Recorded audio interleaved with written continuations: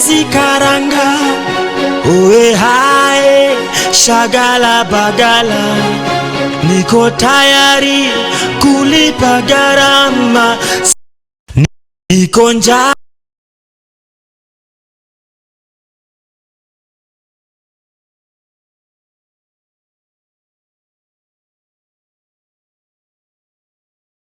Hata siezi karanga, uwe hae shagala bagala, niko tayari kulipa gharama, sitasimama maovu ya kitawala, sitasimama maovu ya kitawala.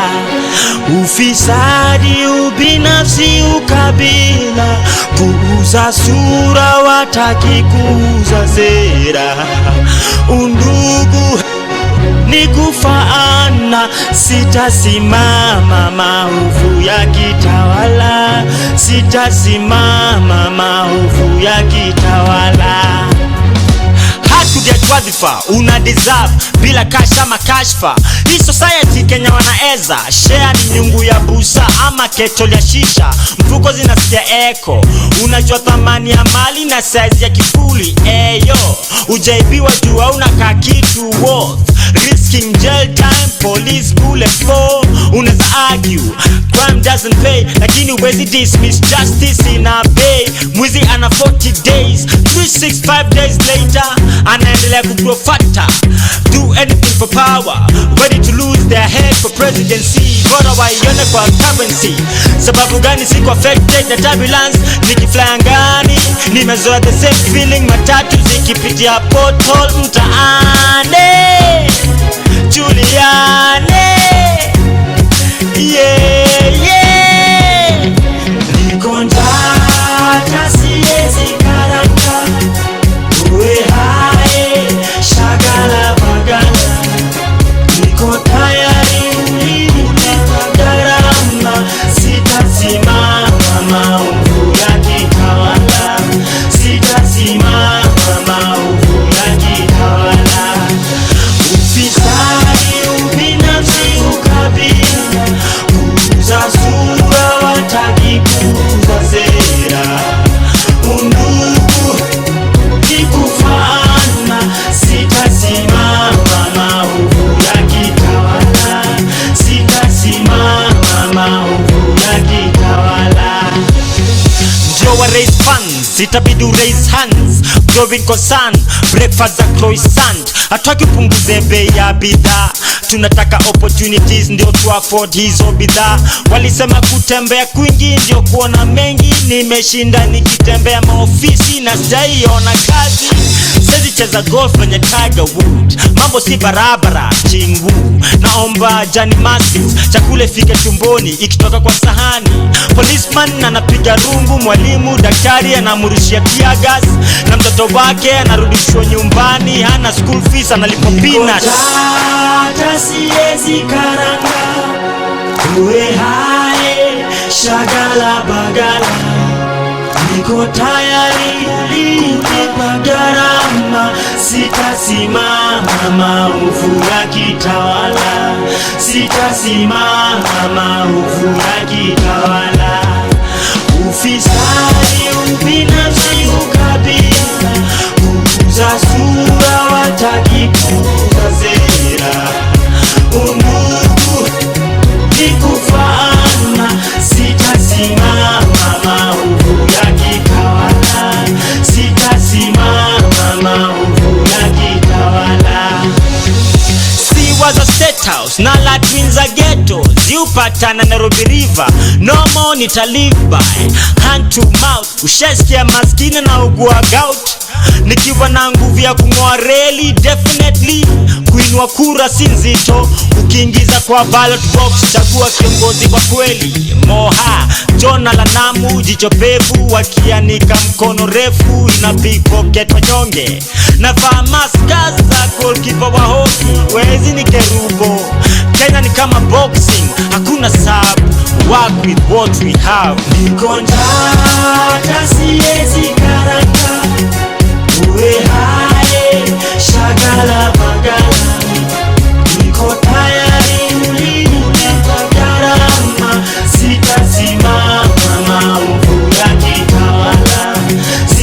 sitasimama maovu yakitawala. Ufisadi, ubinafsi, ukabila, kuuza sura, wataki kuuza sera. Undugu ni kufaana, sitasimama maovu yakitawala. Sitasimama maovu yakitawala. I hope hautasimama maovu yakitawala. A very, very good afternoon. This beautiful Tuesday afternoon. This is the Unbound Show with me, George Mark. Ron Chege. Michael Osotsi. And today we are, of course, it's Maandamano Day. It's a Tuesday, a day after Labor Day. And to be honest, I am quite proud of Kenyans. So far, of course, Akwezi cause some issues here and there. But as the 254 Radio family, we can say that we're proud of what, it's not as destructive as we thought it would be. But anyway, at the end of the day, we're just hoping, we're just crossing our fingers that, things don't get bad or out of hand. Yeah, I think it did at some point. Oh, really? Because leo morning tumeona kuna, I think mat ndio ilichomwa. Kuna mat ilichomwa? Yeah, kuna mat ilichomwa along Ngong Road, yeah. And also there on Twitter kumekuwa na videos zimekuwa zikitrend pale. Tumekuwa tukiona there's a lot of tear gas going on. But I think ni more of as you're going to Prestige Mall, ndio nimeona kulikuwa na hiyo issue. But because today morning we used a bit of Ngong Road, and the stretch that we used looked a bit safe. So But I also realized when we were trying to pass through Kibra, there was also some, we were told to go back. Yeah, we were told to go back. We had to turn back. We were not sure what was happening pale mbele. But also some news reaching us right now is that there's a trailer that has been set ablaze. Oh my God! What? Along the southern bypass. Okay. Really? We don't really have the facts yet, but we're hoping everybody that's out there that you're keeping safe. Oh yeah. Yeah. It's very, very important to make sure that as much as you're going to work, as much as you're still trying to pay the bills. Ni poa tukue safe, ni poa. We just live as Kenyans with peace. But Nairobi CBD, do we have anything happening at the moment? So far, when I look at the socials, there are places that are a bit cool. All right. We're hoping it stays that way. Yeah. Because Mazee, we need kupiga hii hustle bana. True. So as we are, we're waiting for the news to keep coming in, we want to let you in on some breeder featuring Calligraph Jones, ni kubaya, and I hope haitakuwa kubaya leo. Yeah. Kubaya kwa the Unbound. All right, catch you right after Breeder and some Calligraph Jones. Yep. Nasema woi Johnny Kubaya Msupa adoti ndani jama ni ya Ulaya. Johnny Kubaya nasema woi Johnny Kubaya woi karetu msafi mbota diura kishua mawaya.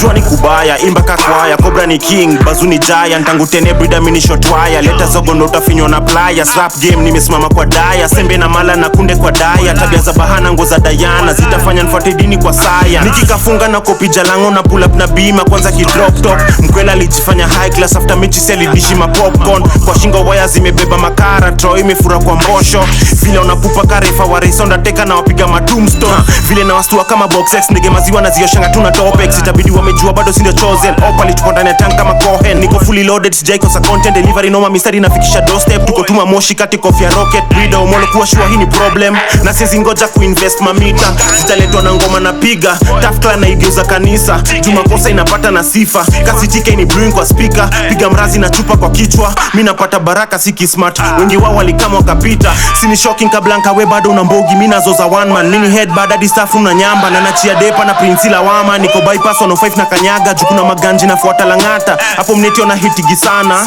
na tukipatana wako nava. Nasema woi Johnny Kubaya Msupa adoti ndani jama ni ya Ulaya.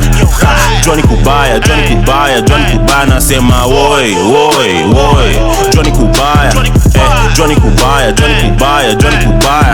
boy karetu msafi mbota diura shingo mawaya Johnny Kubaya Johnny Kubaya Johnny Kubaya rada ni chafu washo tumefika Johnny Kubaya mini moto na vile na wasan Johnny Kufaya tulionokizoza na ndechu kwa ajuka Johnny Kuhaya na vile ushoda na gawio matu Johnny mal okay brida lenisho ojini na bang and kama mbia tuma maniga I got you na justaki ma stories za mbanga vide pigo mchana sababu ya kafyu lazima nipate briefing ya mutai nijue kesi skapi sofa hapa nai na Johnny kukatoto jifanya sorry lakini ndani utakuwa na furaha itabidi ni harakishe ndo niseme isi para misto sinilete hata mkilalamika mimi natambulika sisi choma picha ama vepe na nyiko nguvu nyangarika na bachapa vita na mkikasirika ni wateke ni wanyanganya sling na timba na junyima jinga ni vibare tumba kamini tosheke na mimi watafuna kama PK jamba na njoti na ingoma lazima iwa shike mababi mangoki kolabonoma omolo na TK mafala watoshi na kanibas basi muitishe tukizidishe na ile pesa Valentino Ross tukifika basi ni nuru tuko kwa teli kwa mbulu kutoka Nyeri tuburu maka Nyeri tumukuru tukimalizana na night tunafika Nakuru na juisi kazi ya bude toa ushuru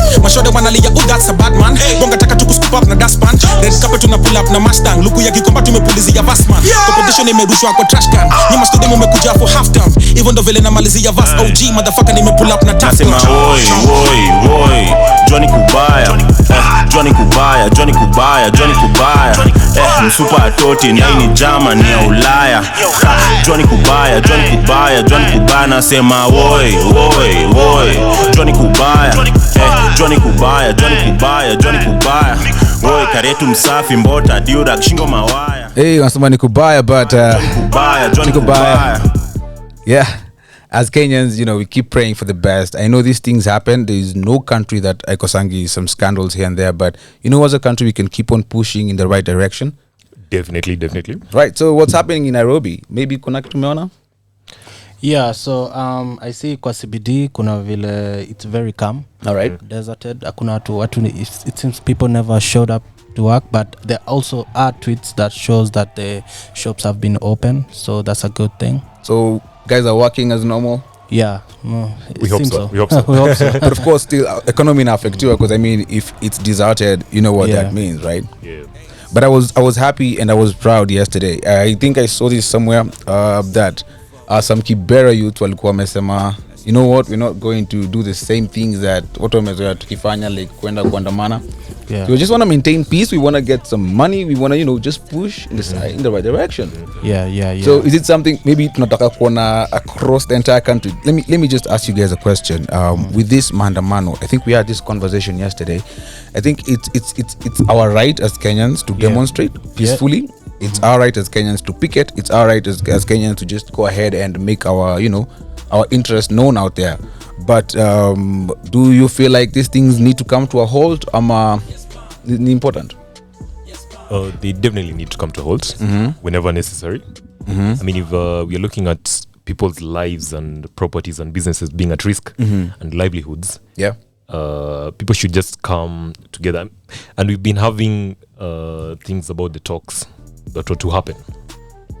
Hivi tu majuzi. I mean, they were to sit on a round table, something to discuss things and all that. And it's us, the youth, who need to stand up for ourselves and say, hey, mazee. And we've been saying this each and every time. Hii story ya kuja kutumia vibaya, sijui unakuja unapatiwa punch ama sijui so tatu, you and cause havoc somewhere. But it's not worth it. It's not worth it. It's not worth it. But I'm glad people at least are learning. It's not like the previous times when there would be calls for mandamano. You see, you know, guys with sufurias, you know, a lot guys, of people going there to demonstrate and all that. But right now, you're seeing people are like, see what's there to big hustle, man, to mechoka. You know, there's a way you can address these issues. So to your parliament, like the way the president is saying, I think yesterday we also had him in the Labor Day celebration saying that there's no room for maandamano in Kenya because, you know, I mean, you'd rather be making something that makes money. Go farm, go, you know, just go out there and do something constructive. But kutembea kwa streets every Monday or, you know, every Tuesday does not really add any value.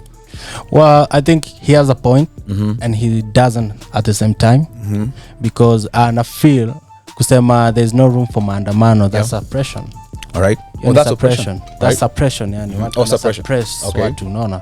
Because at the end of the day, if you don't like something, I think it's your right to speak out. It's lazima lazima tubonge when we see that things are not done the right way. Right. So does he have a point? Yes, he has a point, because I feel because it's not, I think this mandamano has also some hidden agendas. Oh, really? Because I kind of feel like pia kuna what they're saying wanaandamana ni because of the high cost of living. Yeah. But I think it also has to do with the last election. No. Yeah, because tulisha move on from the election. If that's the intention of this mandamano, then it needs to stop. But if it's true that it's about the cost of living, yes, tunajua the cost of living is a bone of contention here. All right. I feel like, So the high cost of living is what people are undermannering for. Yeah. But yesterday... No. Oh, right. So wanaandamania nini? I don't undermine the high cost of living. People think people are demonstrating for the high cost of living. But as Rona said, there are very many hidden agendas. Okay. So maybe unaweza pata kuna watu wamepatiwa falasi fulani. You know, you're fighting for these rights. But at the end of the day, people want to sit on a table to negotiate for something that benefits them. Yeah. So I don't really think people are doing that. Maybe they're doing that unknowingly. Yeah.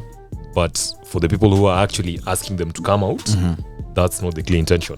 And I think something to add to that, with all due respect to our political leaders and everything, you know, politics is a dirty game. And if we don't, the sooner we accept that politics is not just any kawaida, career, hustle, the better for every one of us. Yeah. A good example, last year, before the elections, we had this guy called Francis Atwoli. Yeah. I think we saw his house when we were cruising over the weekend, Atwoli was among the greatest haters. Wow, Ruto.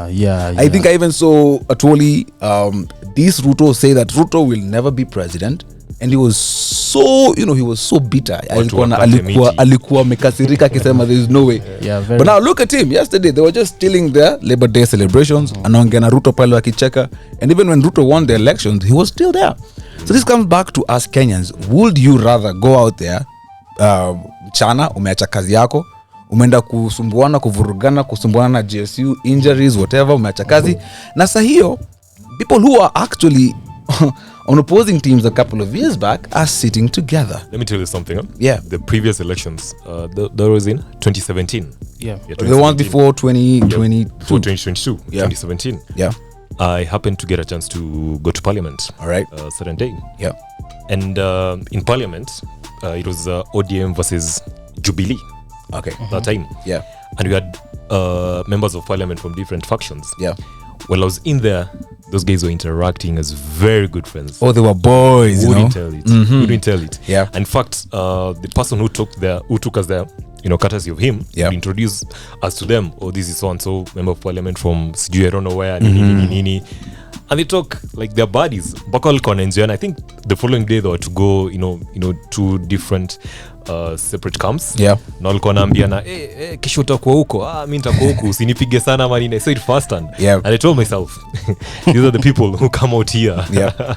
Wanatuambia sijui wale wa side gani ni, but when they retreat, I mean, these guys are friends. Create a facade for you out there. Their kids are friends. Oh, yeah, kids are friends. They marry each other. Oh, yeah. In international campuses, yeah. Yo, but speaking of schools and friends and everything, there's this very, very expensive school. I think it's in the Switzerland or somewhere. Yes, You've seen that school, right? Yeah. I think it's the school of the elite. Massive. Because I was tuition shocked, fee was crazy. I was shocked that there's some Kenyans who have kids there, bana. Oh, really? Oh my God. Ooh. Please name one. Sitasema jina.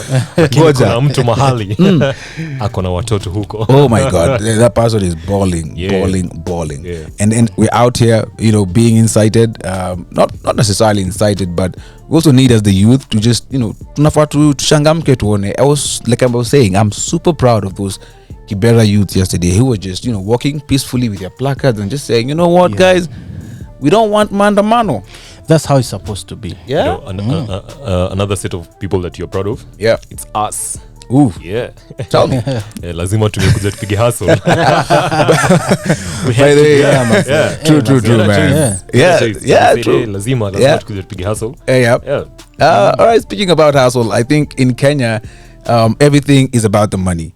And the next artist that's going to tell us more about the money is none other than Rish. I don't know if you guys have heard this song. It's called, actually it's 20 More Days, and the song is about the money. An amazing track. Let me know what you think about it. Sure.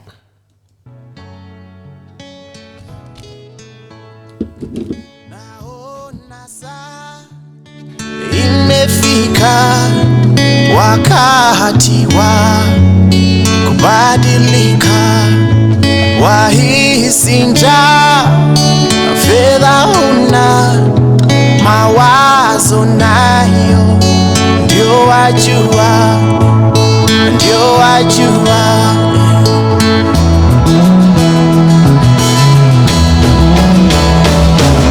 maisha ya siku hizi yamebadilika, usielewi yamekuwa all about the money.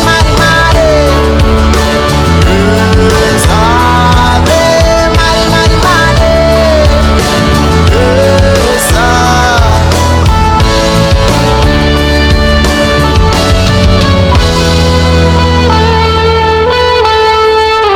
Ukiwa na thao utoshi mboga, ni kama mbao, tuko sawa.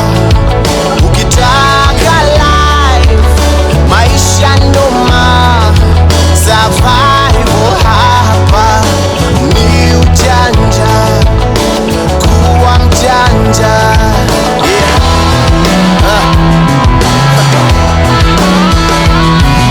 Maisha ya siku hizi yamebadilika, usielewi yamekuwa all about the money. It's all the money. It's all, yeah.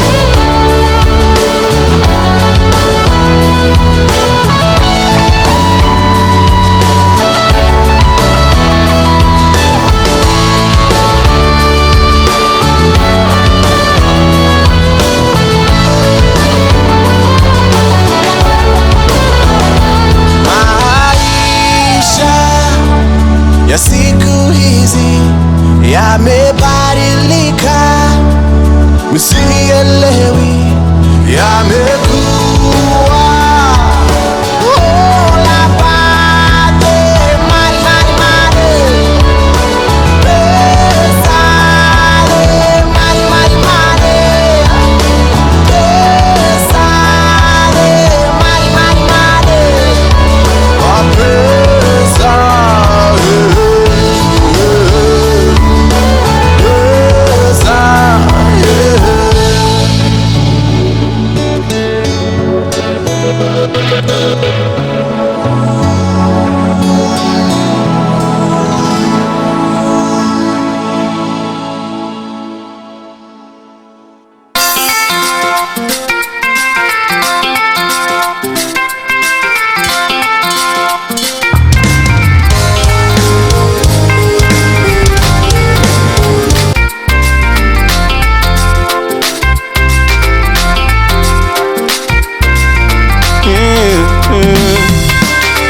kabla swala ukamilishe tafadhali Mola mwambie milele anichunge mimi nisijeza, mashetani asinivamie, chuki wivu tunakutesa, linda kwako usiwasikie, kwa nini hatuwezi zote kupenda?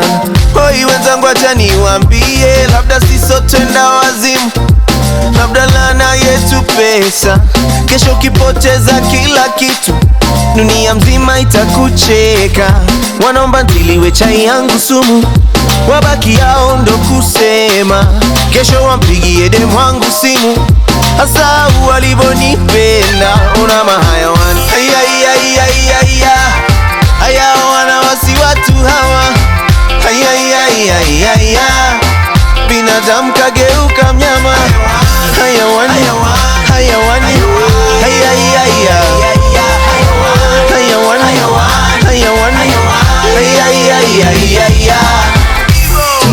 ongezea nini bidii, na roho ya mwanadamu haitosheki haki. I'm sorry if I never made you happy, I can't be there for everybody. It's easy to see when you wish it to kutafuta kasoro kwako. My man so money minded, you wanna take from everyone. Man society, woni haya kuivunja familia. Amna utu ni kujifikiria tu, boy binadamu wote mmegeuka haya. Haya wana wasi watu hawa. Haya binadamu kageuka mnyama. Hayawani hayawani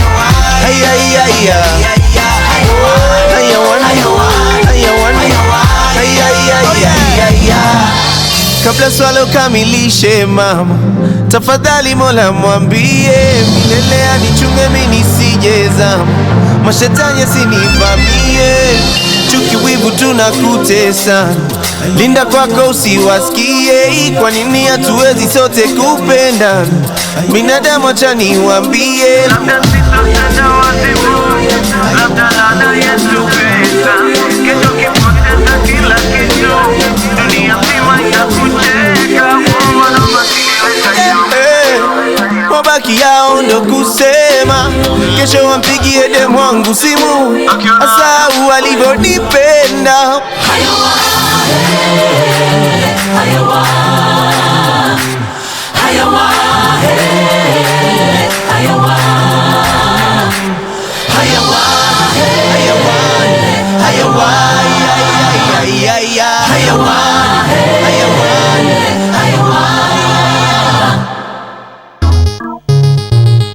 Daddy Owen, yeah.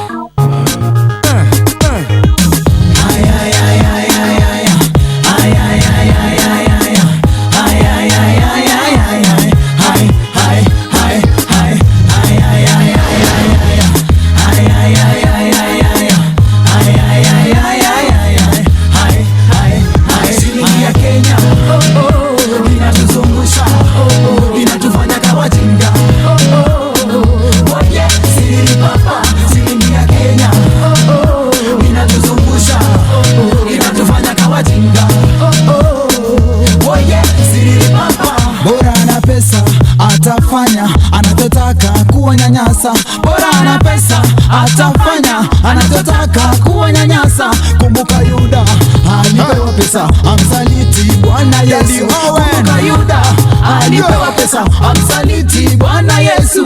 Shilingi ya Kenya ndio inafanya tunazunguka River Road. Shilingi ya Kenya ndio inafanya viatu zetu zimekwisha. Shilingi ya Kenya ndio inafanya udharauliwe kwa jamii. Shilingi ya Kenya ndio inafanya uheshimiwe kwa jamii. Shilingi ya Kenya inatuzungusha, inatufanya kama jinga. Oye, siri papa. Shilingi ya Kenya inatuzungusha, inatufanya kama jinga. Oye, siri papa. Nena kwa hoteli nina madeni ya madondo, ugali na matumbo. Nena kwenye duka nimekauka, natoka omo pamoja na kimbo. Nena kwa hospitali kujua hali yangu ya afya, kwa jini nimechoshwa. Nena kwa ratili kupima weight, sina shilingi ya kupima weight. Nena kwa sokoni kuuza nyanya na matunda pamoja na mitumba. Sijauza kitu nimekauka, sina hata pesa za kununua unga. Shilingi ya Kenya inatuzungusha, inatufanya kama jinga. Oye, siri papa. Stop the feet, come on, stop the feet, come on, stop the feet. Things will work how we said, don't worry. Never see the sun and the moon in a hurry. Always get on to the side, you are sorry, hey. Come on, stop the feet, come on. Things will work how we said, don't worry. Never see the sun and the moon in a hurry. Always get on to the side, you are sorry, hey. Things will work how we said, don't worry. Never see the sun and the moon in a hurry. Always get on to the side, you are sorry, hey. Come on, stop. Haijalishi, no matter you are black or white. Haijalishi, no matter you are poor or rich. Haijalishi, no matter when it's all out them. Lakini mbele Mungu sisi wote tuko safe. Haijalishi, no matter you are black or white. Haijalishi, no matter you are poor or rich. Haijalishi, no matter when it's especially how them. Lakini mbele ya Mungu sisi wote tuko same.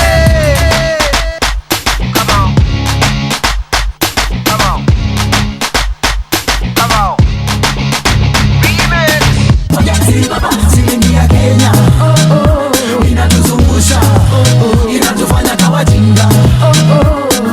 Oh yeah, siri mama.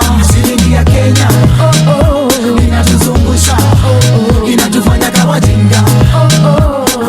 Oh yeah, siri mama.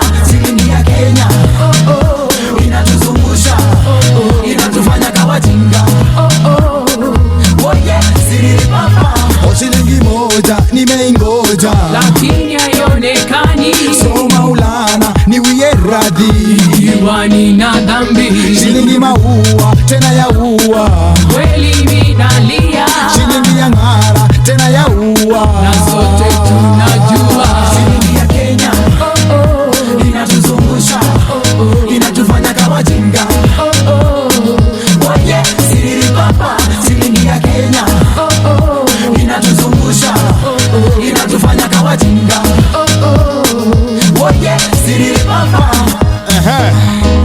Shilingi ya Kenya tunaitafuta usiku na mchana. Shilingi ya Kenya. Lakini usisahau Mungu. Kweli. Unaitafuta lakini uipati. Yeah, karibu Kenya bana. Yeah, karibu Kenya. Karibu pia sana to 254 Radio, where we play you Kenyan hits, both new, old, any song that unapenda ya kitambo manze. This is the place to be. And of course, speaking about shilingi za Kenya na mahayawani, yesterday was tumesema before was Labor Day. Yeah. Right? Hata pia maandamano ilienda off jana. Unajua respect public holidays wao pia watu juni kazi pia walisema wako off jana. So nataka tuambie wa Kenya, right? What to expect in this Kenya tuliambiwa na president yesterday, because at the end of the day I think we all look forward to Labor Day so that we know what the parks will get. Marupurupu gani tutapatiwa na presidente. Quick one, did the president give us anything to look forward to? Well, for me, he did made alikuwa na a lot of promises.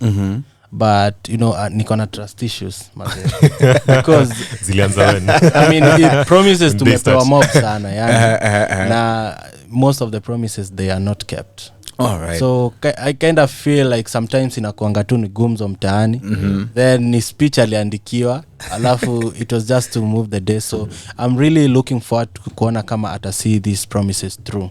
Because they seem to be very good promises. Because kaa vile ninaona hapa hivi amesema agricultural sector, government ya both national and county government watatoa 5 billion. Oh my god, wait. 5 billion? Yeah, each. Okay, so that's like 10B. Yeah, 10B for to contribute to the agricultural sector. So hiyo ni poa sana, because I feel the agricultural sector it's the backbone of the economy. So yeah. 10B ni ya kufanya nini? Sasa hapo hivi ni labda ni ya tufafanulie. But it's 10 confirmed billion from the government. County government na national government inatoa 5 billion. Right. Any other promise? Speaking of trust issues, we have the biggest trust issues here. All right. I think jana he had something like a bilateral labor agreements. Okay. Yeah, alikuwa nasema to seek employment opportunities for Kenyans abroad. All right. He promised that they would sign treaties for employment agreements. Okay. Countries such as Germany, Canada, US, Saudi Arabia. Yeah. My question ni moja tu. Yeah. Why are we sending Kenyans abroad to work? Well, I can defend the president there. I feel like if you see, hata pia tuko na watu wa US wanafanya kazi Kenya. Otherwise tungekuwa na US ambassador to Kenya ama nini. So I see nothing wrong in sending people abroad to work, because we have so many Kenyans who are sending money back to Kenya.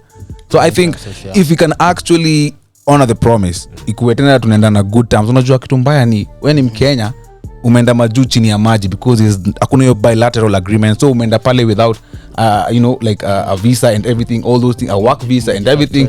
Umeenda chini ya maji. So now you're doing hizi kazi mbaya. Unaogopa kushikwa, unaogopa kila kitu. There's no peace of mind. Yeah. But I feel like if there is that perspective of the government inakujua, inakutarajia, and you know we're out there. I feel like it can actually do something good for Kenya and the economy at large. I disagree. But also in a I think what is more important hapa even in the terms of these employment, terms of engagement, because na feel like the people in the Saudia, the Gulf countries, wamekuwa like waki-complain for a very long time. Oh yeah, that has been an issue. The conditions of employment zimekuwa too chini sana. Yeah, they are always like unaona wako pale TikTok, pale kwa social media, crying, telling the government to take them back home. True. So I want to know like hii time yote, like did the government see it fit to make to like, you know, waingie ndani pale hivi and they wafanye mambo yao pale kwa embassy and then at least these people wakwe like wanaongelelewa. True. Is it saizi ndio wameona like ndio kuna kuwa na need, because this need has been there for a very very long time. And it's, you know, it's just PR, because if you're gonna be honest here, Lumesema, these issues, they were there last year, they were there the other year before that. They'll continue being there. Probably they'll still be there. But I think if President Ruto can actually honor his word, and did he give a timeline for that? Because I think the last time I heard Alisema, there's a meeting between the don't know what from Germany, and then from then on they'll just talk about the policies and how they can take Kenyans abroad. So did he give a timeline? I don't think he gave a timeline, because I remember there's a last time it was a public holiday. Akasema when people get into the stadiums, they'll swipe what University of Arizona. Oh my God, for you guys, man. You know, I'm going to get an that's a good one. Whether did guys get their certificates or something? From the University of Arizona, man. Is it timelines ndio zinafanya hata trust issues zinakuwa mob sana? Because I remember your clip bado nakuanga nayo in mind. You know, they were there with the former president. Wamesimama hapo, and you see the funny thing, it was Ruto who was talking and promising people the stadiums. Akasema and he was very confident by when in the next 3 months we're gonna have the stadium of Eldoret will be completed. The next 10 years the stadium of Mombasa it was months. In the next 5 months we'll have completed the stadium where and I remember very well alikuwa anasema stadium. I remember very well because that clip is somewhere on Twitter and we're gonna look for it. But President Ruto alipromised vitu mingi sana, and I don't know if vile mnasema, you know, like kwanza those stadiums they are mad with a lot of scandals. I think guys were paid for work that are not being done. Ghost workers. Ghost workers. Yeah, in the end they wali end up to kufanya renovation. Now saizi tunaona the made renovation I think to Nyayo Stadium. Wakaeka tu viti pale hivi, wakatuchocha na kala za flag pale hivi. There's a certain guy who was mentioned in that scandal of the stadiums. Just I think few 2 or 3 weeks who's Kadota was showing us some mansion somewhere in Rwanda. Oh, look at that. Oh, man. Msaka mentioniwa. I won't mention the name. But I mean, we all know these things have been mad with a lot of controversy. We need to see the government, you know, just acting tough and keeping their word. Si gavoka ule playboy flani. So technically, if the president through his government honors his word, we can expect more Kenyans to actually go abroad to work. That is Germany, that is Canada.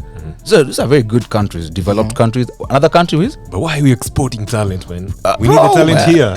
Okay, why? Why are you exporting talent? But it's very ironical that we are speaking of brain drains, yet it's the government facilitating people kutoka nje. I understand that wase wanahitaji to make money and the government needs these remittances, but I kind of feel like we have everything we need.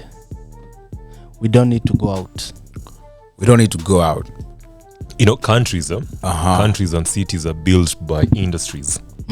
So you tell me you export our best brains out there, then they'll just be sending money. Right. What does the money do? People are setting up apartments, becoming vertical slums. That's the only investment that literally makes sense to people, but not industries. But now if we contain the best of the best that we have right here, now, we can actually build an industrial hub in the country. All right, and I have a question for you, my guys, because mnasema mtaki watu wende nje.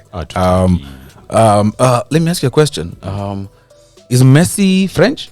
Messi, Yeah. Argentine. All right. Is Cristiano Ronaldo Saudi Arabian? No, he's Portuguese. Is Portuguese. Is Fernandez Bruno Fernandez an Englishman? I see the direction you're taking. Look at this guy, man. You see, bro, at the end of the day, bro, it's all about the moolah, man. No, these are guys, when they go there, they literally invest back in their countries. Right. Industrially, like based on industries. We're talking of putting up hotels, doing some charity work, to kids and all that. But let's face it, a lot of Kenyans, tukienda huko nje mazee, we just looking after ourselves, after our families. When we come back, we not necessarily invest, to give back to the country. That's where the problem is. But you see, we still send money back. All these guys send money back. What does the money do? Listen, if I send, let's assume you're my brother, okay, and I send you like around, let's say, around 200, 300 G's a month. What you choose to do with that money, hata ukisema unaenda kukata maji daily, my friend, you're still investing in our economy. But of course, if I'm sending you the cash and we're kufungua kabiashara ama kaduka somewhere, what does that mean? It means that you're also investing in our economy. We are investing, but not in the bigger way. Who told you? Maybe we told you. You don't know people. To be honest, there's nothing wrong with sending people abroad as long as they're sending money back and investing in, in their family members, in businesses in Kenya, in stuff like that. Because look at Cristiano, for example. CR7, Pestana, CR7, Portugal, right? All these people. And to send them Bali. In Kenya right now, if you can get the statistics, I think you guys know the amount of money that is sent back every year. There's an organization, Kenyans in Diaspora. So these guys are agenda kulalia maskio. These guys are actually bringing money home because you've gone abroad because of your family, man, right? Because of their welfare. So you send money back to your wife, to your aunt, to your mom. Is she going to save it in the bank? She's going to invest it. Sorry, Georgia. I think you should be the first one to be exported. Mataka kunivurusha. Tayari sana na bring in money. Mataka kunivurusha. I do get your point. Yeah, there's absolutely nothing. There's nothing wrong. We're going abroad. Yeah, but man, like everything you use here, you use it from China, right? And China didn't get there by exporting their talents. How did they get there? They got there by investing in their economy. An apprenticeship. And yes, you said apprenticeship, right? And correct me if I'm wrong. During the gold rush, was it the gold rush or something in the US? We had so many Chinese and Japanese people going abroad to the US, and these people were all requested by the government at some point. You do realize kunata Chinatown maju, sindio?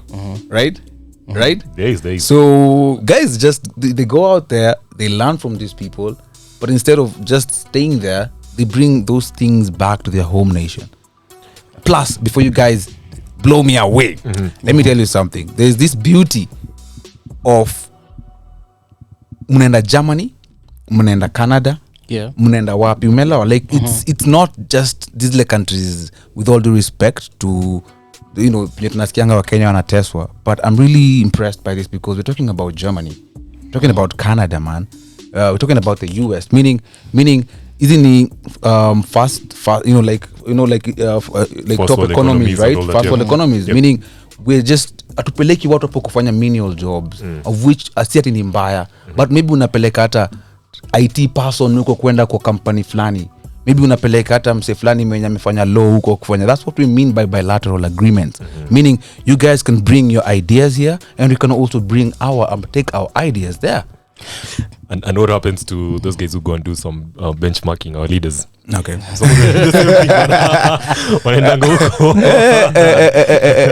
Careful though. Yeah. Because me, I'm saying, let's first make our own country. Let's first make our own place, so that by the time we are deciding, we are doing sort of like for lack of a better word, an exchange program where we take our guys there, make our best brains, but we make sure our systems and our economy is thriving by the time we're doing that. Because the more, unajua mazee wa Kenya mazee tumepigwa na shida, the first thing we usually say, mimi nikaenda huko juu mazee sirudi. This usually that they don't come back. They say I don't want to invest back in my country. Very few people do that. Okay. But now you see it's killing the economy, and I think the president needs to, come more clear about this. Okay. Just shed more light. Yeah. So that we do not misquote him. Yeah. Because right now what people are thinking is that why is he so much concerned on taking people out there while he's not working to make sure like Kenyans have jobs, sustainable, that are actually well paying, and we just improve the economy of the country. All right. Yes. So we're going to talk about the more promises made by the president himself, so that you, as our listener on 254 Radio, you can know what to expect from the promises made by our very passport by the way. And again,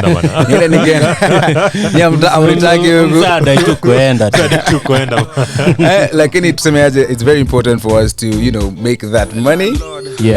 Hapa meja anatuambia it's very important tupate pesa ya kulipa landlord, right? So catch you right back after a major landlord tell you more about the promises made yesterday and whether you stand to benefit from them, only on 254 Radio, the home of Kenyan music. A landlord, yo.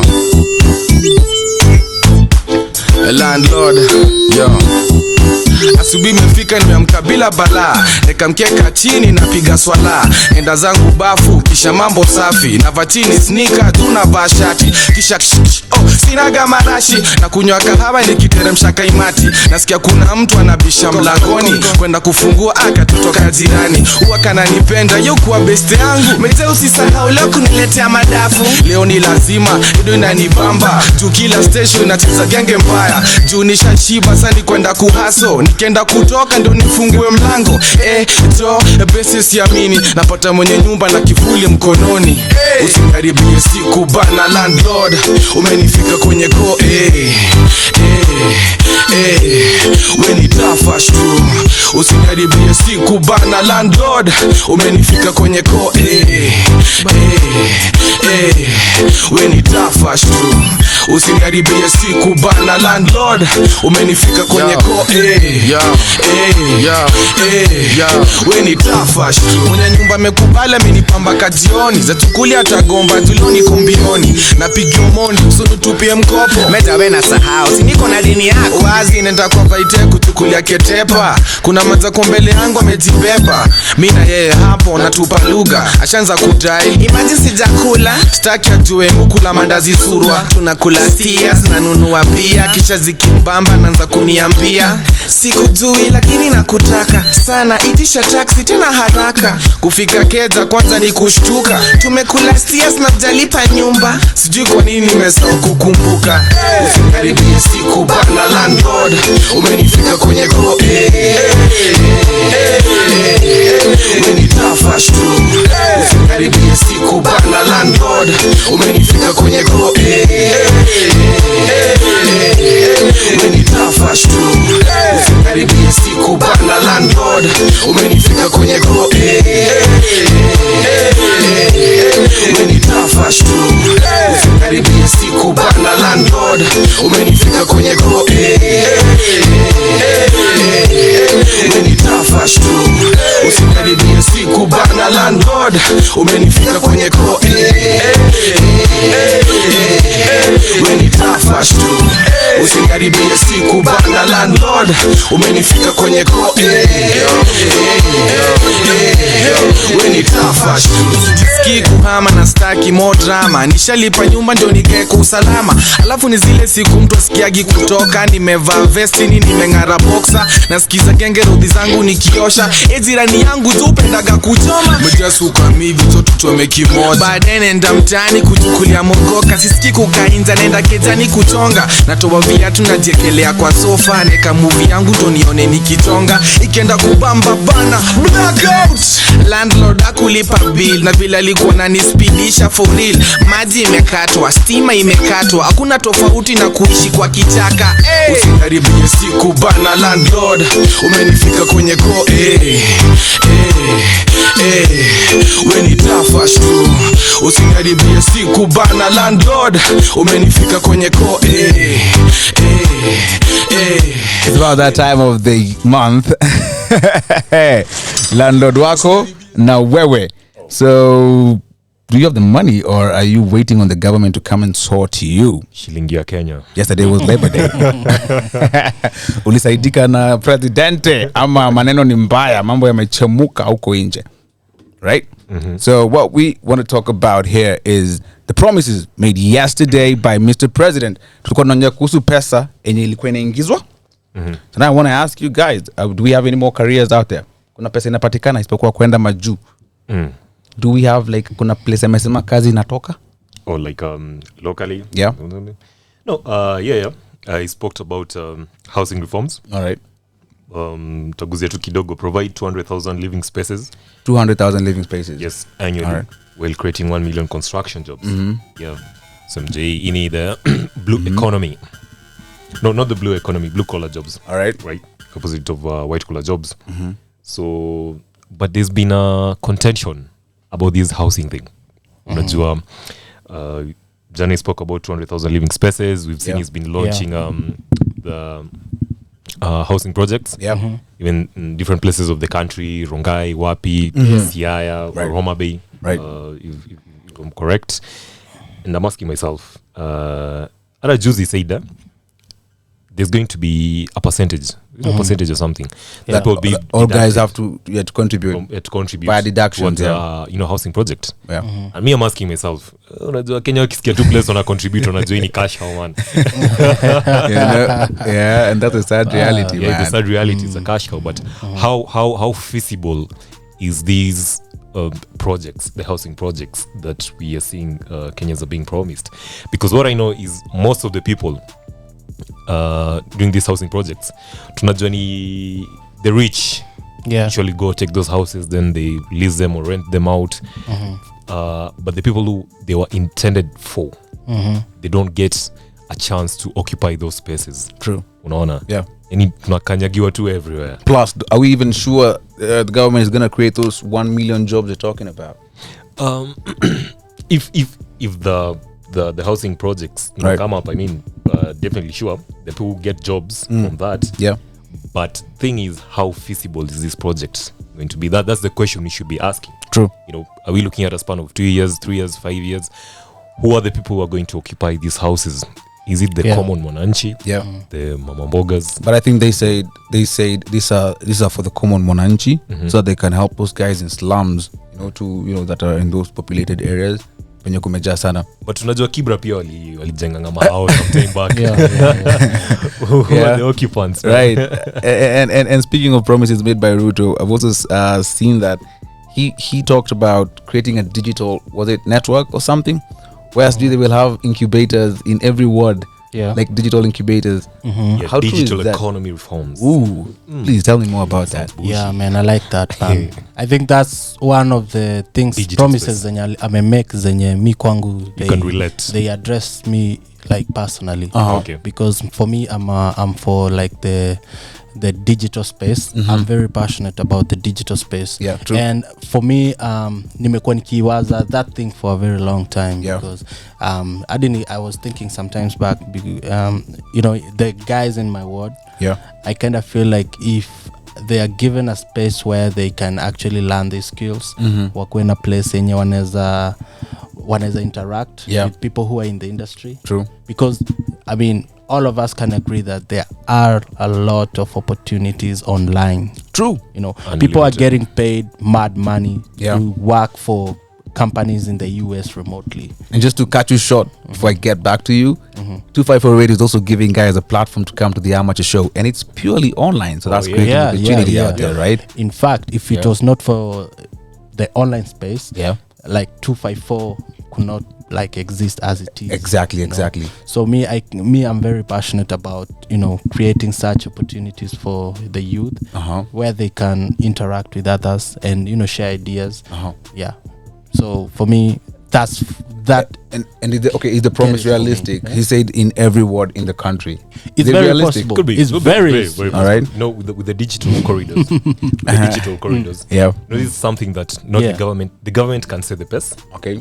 but people who are passionate about the digital economy, is like in Aborn, they can also come in, just in their own way to contribute to the growth of the digital space in this country. So it's very possible. It's very possible to do that, right? Unless tupate tu kuna tutu word fulani think about it, George. Think about it this way. Okay. How much do you need to set up something like online? All you need is a computer and an internet and somewhere you can sit. True. Maybe That's even a all phone. you need. Even a phone. Or even a phone. A phone can be sufficient, by the way. Like now we're talking about the government. Yeah. Like all they need is a space and something like a cyber space, like cyber cafe. True. And you can get people to like move pale as much as you don't start charging them. Yeah. I feel like this is a good move and it's very feasible. All right. Well, agreed. And I think also the president talked about Fuliza, man. Hapa ndo mambo yanachemukanga. Mambo ya Fuliza. Kwanza waniongezee limit. Wewe uko na Fuliza kwanza wewe? Mimi sina Fuliza. Is it Fuliza? Not Fuliza. This is Hustler Fund. Yes. And uko na Hustler Fund? Mimi sina Hustler Fund. Wacha kutudanganya. No. Mimi sina Hustler Fund. Ron, uko na Hustler Fund? Azi. Unachukua? Mimi niliangalia limit yangu the other day. Yeah, sitasema onea. Ni 200. Hey bro, I started questioning my career choices. You have to start from it's not that bad, by the way. Mine was not that bad, but I was shocked to see because Miss Jachukua Bado, but I have a friend who I know he transacts a lot. I was shocked but you are, I think, a G. Right, so I think the president also mentioned about giving people like higher limits. So I don't know, how true is it again? Between around 10k to 200k. 10 Gs to 200 Gs. All right, in a span of how? Starting June. June see next month, maze. For small scale traders, right? For small traders. So you need kufanyia biz. Ni biz pale. Ni realistic. Is it realistic? Is it? But unajua pia wa Kenya. So I think that default. I know so many people out there. Mimi silipi hiyo kitu hata mimi nazaibia gava. Wa Kenya wamekuwa wakichukua Hustler Fund lakini ni kwa DCA. But for serious exactly man. For serious business person who actually has issues with cash flows and all that. Unaweza pata kuna msee is going to make supply somewhere. Maybe amekosa the 10 Gs or 20 Gs. True. Who knows, okay fine, I usually get paid after 2 or 3 days. I can take the Hustler Fund, pay it back with some interest. So there are people it will actually make a lot of very true. sense for impact. So you think it's realistic? It's a good move made by the president, and we need to commend him for that. Yeah, it is a good one. And I like what Ruto did. Instead of the usual Labor Day promises we used to get from the other presidents, where wanasema the minimum wage. This guy actually went for other areas in the economy, like amesema like whatever Hustler Fund, anaongeza kidogo limits, and then amesema creating jobs and everything. I don't know if the president promised us anything else last year, because I want our listeners to know what they can apply for, what they can expect, because at the end of the day, it's all about not just entertainment, but we want to learn something. We want to know what we can expect and how we can grow. Yeah, sure. Another thing that usually holds our economy very well, are the micro, small, and medium enterprises. All right, MSMEs. Yeah. These are where a lot of the pool of, I would say, investors and ideas and creatives are in that space. Because we, as young people, utapata you have like a big company, big corporation or money under MSMEs. So if the micro and small and medium enterprises are actually being facilitated credit-wise and given the support from the government, actually they can turn this country around, this economy around. So are they getting support from the government? Yeah, the part of the Hustlers Fund, right, is going to benefit them in a bigger way. All right, because for someone who's transacted between 10k to 200k, that's a massive enterprise. Yeah. And I think I also had the president promise to give more loans in terms of cooperative societies. Yes. Aliambia your CAS, is it the CS, the cabinet secretary, that I want you guys to approve more loans? So it means that if you're out there listening to us and you have a business, you have an investment, and you want, or rather you're in a cooperative or a SACCO, you can expect to get bigger, I think, limits or something like that. Facilitation, yeah, of course. Don't know if there's any promise Mr. President made to us yesterday. Oh, I think just I only have those. Okay. Yep. So we can say that it was a good Labor Day. I don't know if Kenyans can actually expect what was promised to be delivered. But I think the most important thing is to give it time. Yeah, sure. I'm optimistic by then. I'm optimistic. Bora is kama stadiums. Stadiums in Eldoret. It's good sometimes to stay optimistic. Yeah. Let's just be optimistic. Maybe things will work out here. All right, I think that's just it for the Labor Day. Let's just say Kenyans wamejaribu. I think I also want to commend the Kenyans out there so far for keeping peace today. We cannot compare this Maandamano day with the previous ones. Tunaopi baki hivyo by the way. Yeah, so let's maintain peace. Nyinyi mkileta mchezo ndakuja kwenye wanyoroshe. So yeah, that's just it from us today. It's been a massive pleasure chilling with you from lunch break, for your lunch break. Kama ulikuwa KFC, Kibandaski, wherever you are, it's always a massive pleasure. I want you to know that starting yesterday up until Friday, every single day, 1 to 2, we'll be with you, giving you the good vibes, of course, the great Kenyan music. And this is 254 Radio, and you are with me, George Mark, Ron Chege, Michael Osotsi. So how about we do the same place, same time tomorrow? Oh yeah. Catch you later.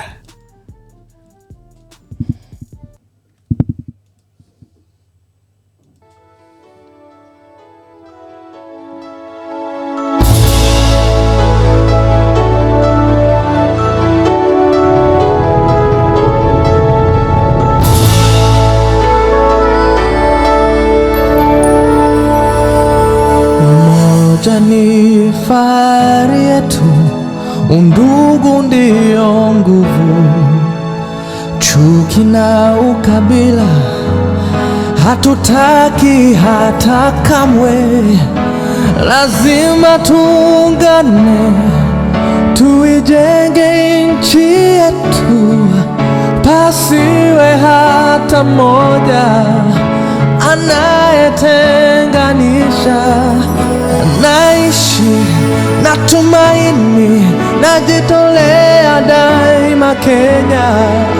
Hakika ya bendera ni uthabiti wangu, nyeusi ya wananchi na nyekundu ni ya damu, kijani ni ya ardhi, nyeupe ya amani. Daima mimi Mkenya, mwananchi mzalendo.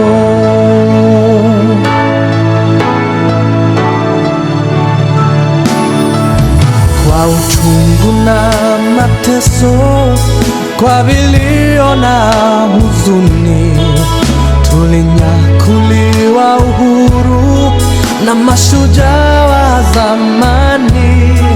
Hawakushtushwa na risasi au kufungwa gerezani. Nia yao ukombozi, kuvunja pingu za ukoloni. Naishi na tumaini, najitolea daima Kenya. Hakika ya bendera ni uthabiti wangu, nyeusi ya wananchi na nyekundu ni ya damu, kijani ni ya ardhi, nyeupe ya amani. Daima mimi Mkenya, mwananchi mzalendo.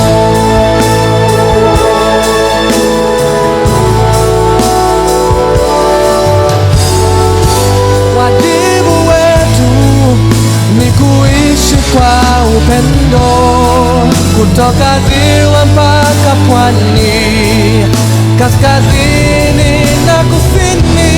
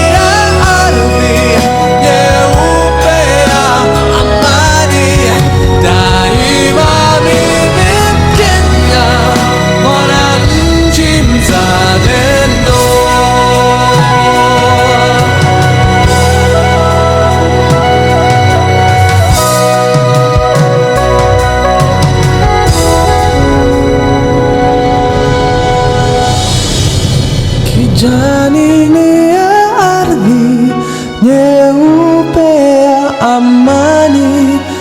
Daima mimi Mkenya, mwananchi mzalendo.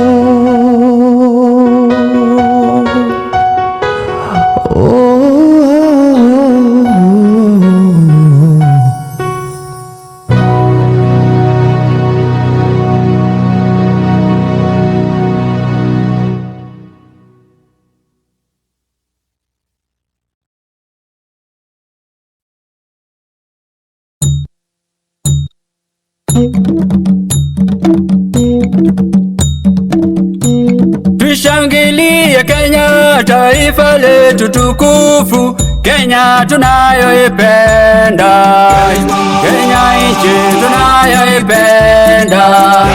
Twajivunia sana tukijiita wa Kenya, nchi yenye baraka, Kenya nchi yenye baraka. Tumekomboa Kenya, taifa letu tukufu, tumebadili mwendo, tutalinda katiba mpya. Anayependa Kenya ni yule mwenye kutenda haki kwa watu wote, mtu mwenye kutenda haki. Na ukipenda Kenya ujitengane na mambo yenye kuvunja amani. Hatutaki matata Kenya, wenye nchi Kenya kipenzi chetu, hatutaiacha milele daima. Wenye nchi Kenya kipenzi chetu, hatutaiacha milele daima. Kenya kipenzi chetu, nchi yenye upendo, hatutaacha Kenya daima na milele. Kenya kipenzi chetu, hatutaiacha milele daima. Wenye nchi Kenya kipenzi chetu, hatutaiacha milele daima. na nikienda nje sitasahau Kenya, na nitabaki Mkenya daima na milele. Kenya kipenzi chetu, hatutaiacha milele daima. Atuendi kwingine. Kipenzi chetu, Yoyo. Na tumeapa sote wenye nchi ya Kenya kutumikia Kenya daima na milele. Kenya kipenzi chetu, Hizo mabega zimove daima. Wenye nchi Kenya kipenzi chetu, hatutaiacha milele daima. Sitaiacha Kenya nchi yangu, mimi ni mwenye Kenya daima. Umoja wetu Kenya tudumishe, mimi ni mwenye Kenya daima. sitadanganywa kamwe na porojo, mimi ni mwenye Kenya daima. zenye kuleta chuki kati yetu, mimi ni mwenye Kenya daima. nitatetea haki za Wakenya, mimi ni mwenye Kenya daima. wala sitakubali ukabila, mimi ni mwenye Kenya daima. sitaharibu mali ya wengine, mimi ni mwenye Kenya daima. na majirani wangu nitalinda, mimi ni mwenye Kenya daima. wenye nchi wenzangu. Kenya kipenzi chetu, hatutaiacha milele daima. Wenye nchi Kenya kipenzi chetu, hatutaiacha milele daima. tushangilie Kenya, taifa letu tukufu, Kenya tunayoipenda. Tushangilie Kenya, taifa letu tukufu, Kenya tunayoipenda, Kenya nchi tunayoipenda daima. Kenya nchi tunayoipenda Daima. Daima Kenya inchi tunayoipenda. Umesikia vile niko na my vocals? I'm rich in my vocals. Yes. Ladies and gentlemen, y'all better stand up for this because it's that time. Ladies and gentlemen, the biggest, the baddest, and the gunnest show across East, Central, South Africa. Tushafanya kitu inaitwa domination. Say tunaendea watu wa Seychelles, Seychelles people. Watu wa Seychelles wanaitwa Seychelles people. Seychelles people, we are coming for you and we're bringing good Kenyan vibes. Remember, this is 254 Radio, the only radio station that plays you the 100% Kenyan music. No other place. Umesikia tumecheza ngoma ya Mkenya daima. Vile leo tunasikia mpaka nikaimba nikaongeza kwaya yangu hapo. Yeah.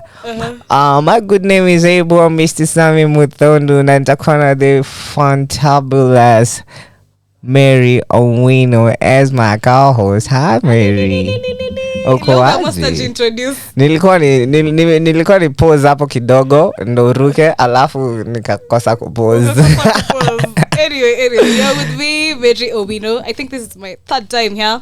That time is a charm. Always. Yes. Always a pleasure. Always a pleasure. How you feeling? Niko poa. Umepita the streets of CBD. Tao. Like a boss, my guy. Yo. Tao kumejaa makarao.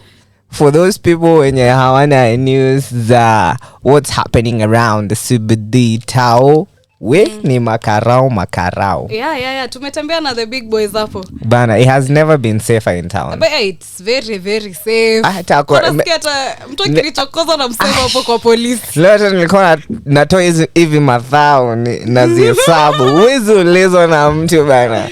But that walkways ziko sawa and na watu si wengi. Watu si wengi. It's actually walkable today. But let me tell you, just before ni get Tao, nimepita barabara ya LA ya Langata. Uko niko bad. Uko niko bad. What was happening?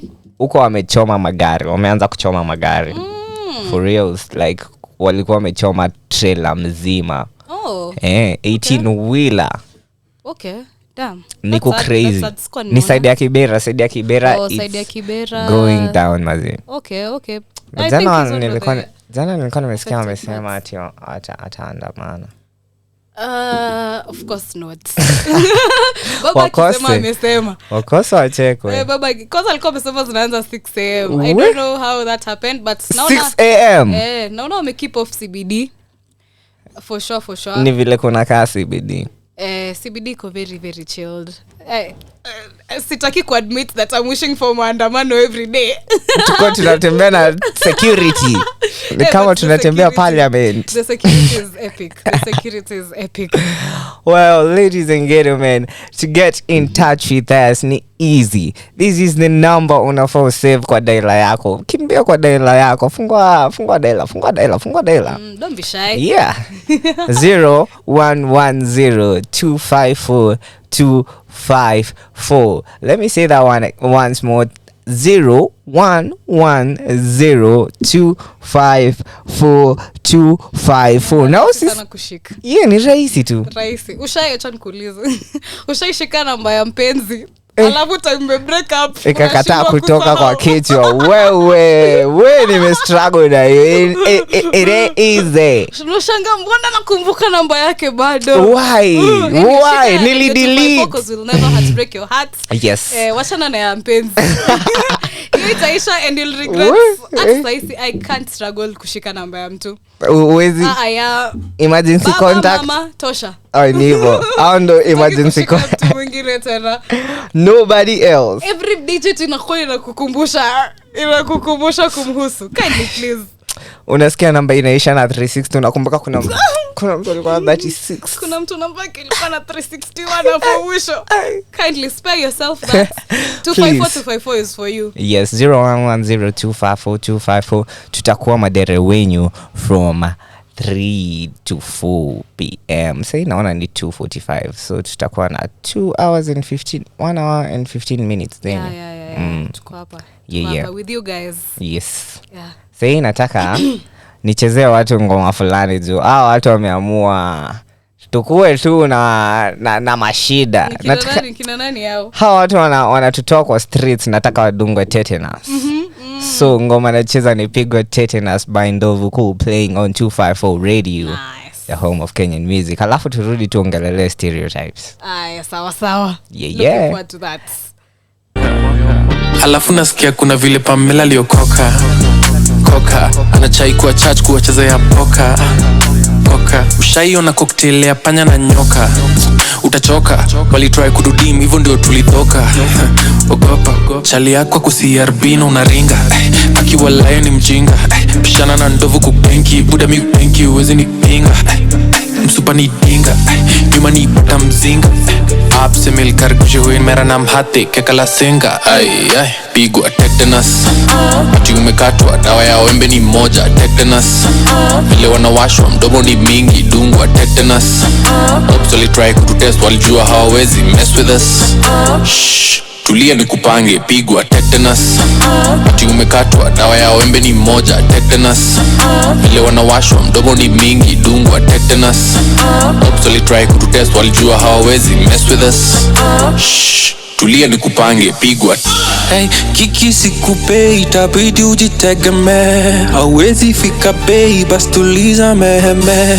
Kuwaosha everyday amjawai tuleme, ushindi tunashindili. Hey, unashindwa ni jea, tunasonga mbele wamekula chea. Wapige kelele but we never care, mziki ni tele siwezi potea. Ndovu is here, mtanisikia, niko hapa na pale siwezi ishia. Wananipenda usikiwa kichia, ndovu ni cool, 100 kwa 100. Pigwa tetanus, ati umekatwa, dawa ya wembe ni moja. Tetanus, vile wanawashwa, mdomo ni mingi. Dungwa tetanus, ops walitry kututest, walijua hawawezi mess with us.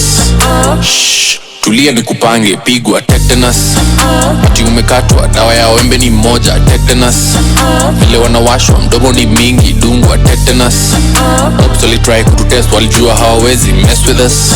Shh, tulia nikupange. Pigwa mboka na muwezi nitoka yanaitwa kwa mboka vile nimeomoka. Alafu nasikia kuna vile Pamela liokoka, akiwa layo shatu juu, Pamela liokoka, akiweka mkono juu. Yeah.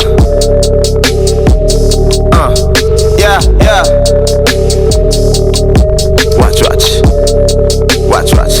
Yeah. Mini senior nafaa kuwa na deputy, pedi wako anajua nina pedigree. In fact unafaa kuwa nasimama ni keti, gavaita sanya hata mamadha vibeti. Mwizi atakuibia walenjo kidedi, mwizi anapunguza jama kidedi. Hizo ndo vitu marapa watemi, kwa makariani panganga na deni. Hakuna mtu anasema kweli, watu wanalipo mapeni. Kama vela naona makaveli, ini msomo fika people daily.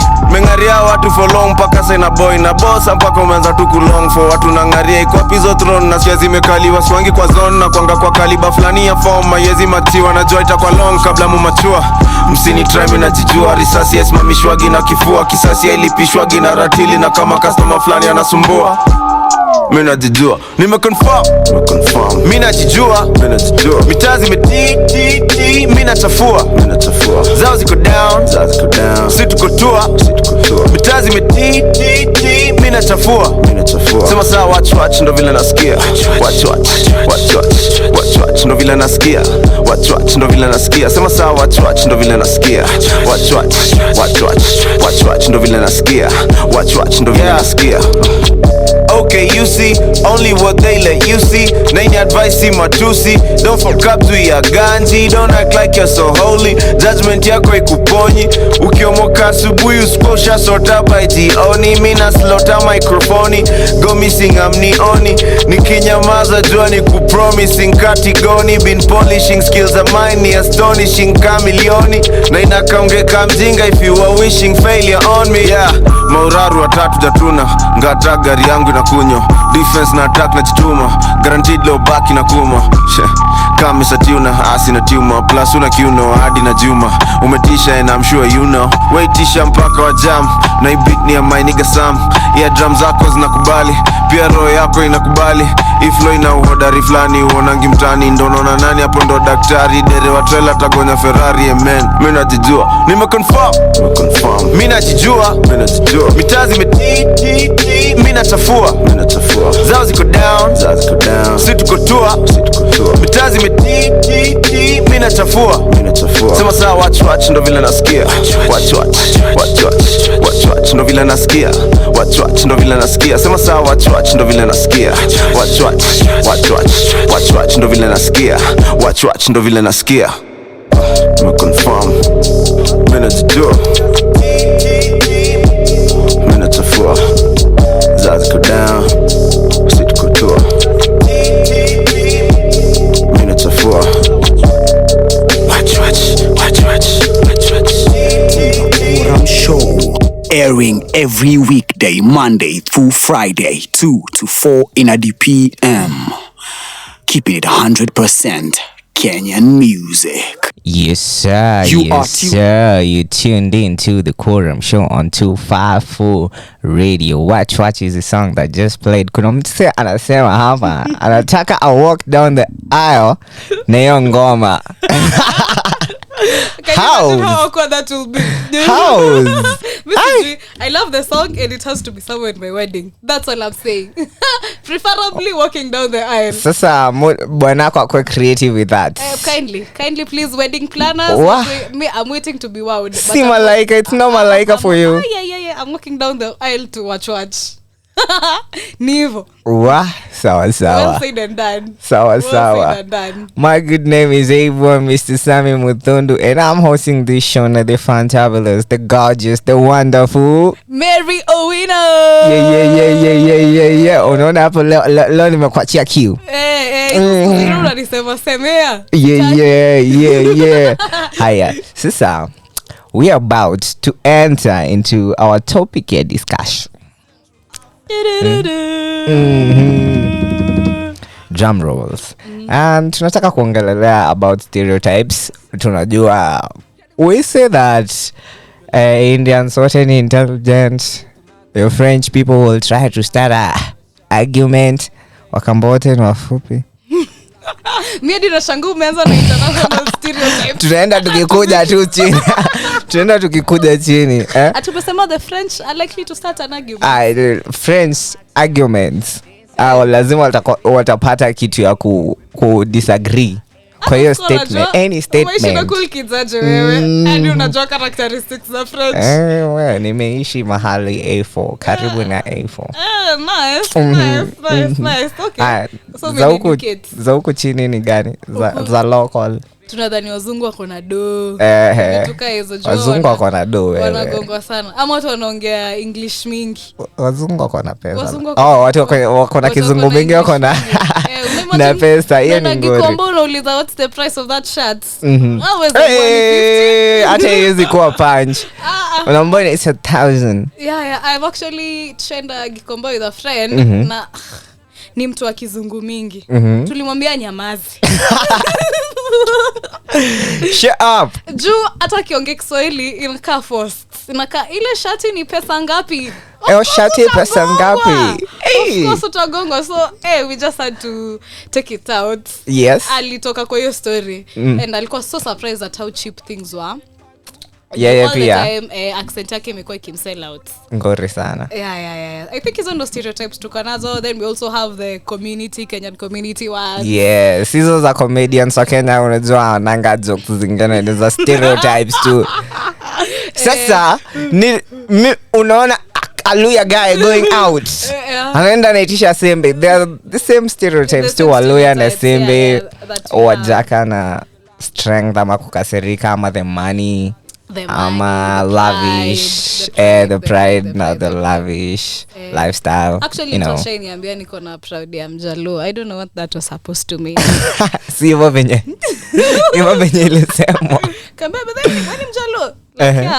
Uko na kiburi. Anyway, I think it's a good thing. Self awareness, right? What stereotype ya your community? Sisi tunaambiangwa tunapenda pesa sana. Yes, stereotype. Yes, stereotype. Any facts. But any facts. Yo, wanapenda. Everywhere. Wait. We are selling everything. Anyway, that's nice. Mko kwetu hadi uko Kisumu. Mtu anakuzia samaki na anaongea Kikuyu. You're like, hey. Na wapate Swahili dishes. Yeah. Take it up, Osho. And you're like, I think that's a good thing. You guys are really entrepreneurial. Yeah. Mko kila mahali. Which is a good thing. Could be. But then kuna sasa where stereotypes zinatanga kwa the funny stereotypes and then zinaanza kuja to discrimination. And then ikifika hapo kwa discrimination, unaweza kosa opportunities ama unaweza fungiwa doa zingine just because mse alikuwa na stereotype fulani ya vile watu wanafaa kuwa, and then akakufungia hiyo doa because unakaa kama hao watu. Yeah. They judge you even before seeing the cover. Imagine. Well, you had an escapade. Nimetoa escapade.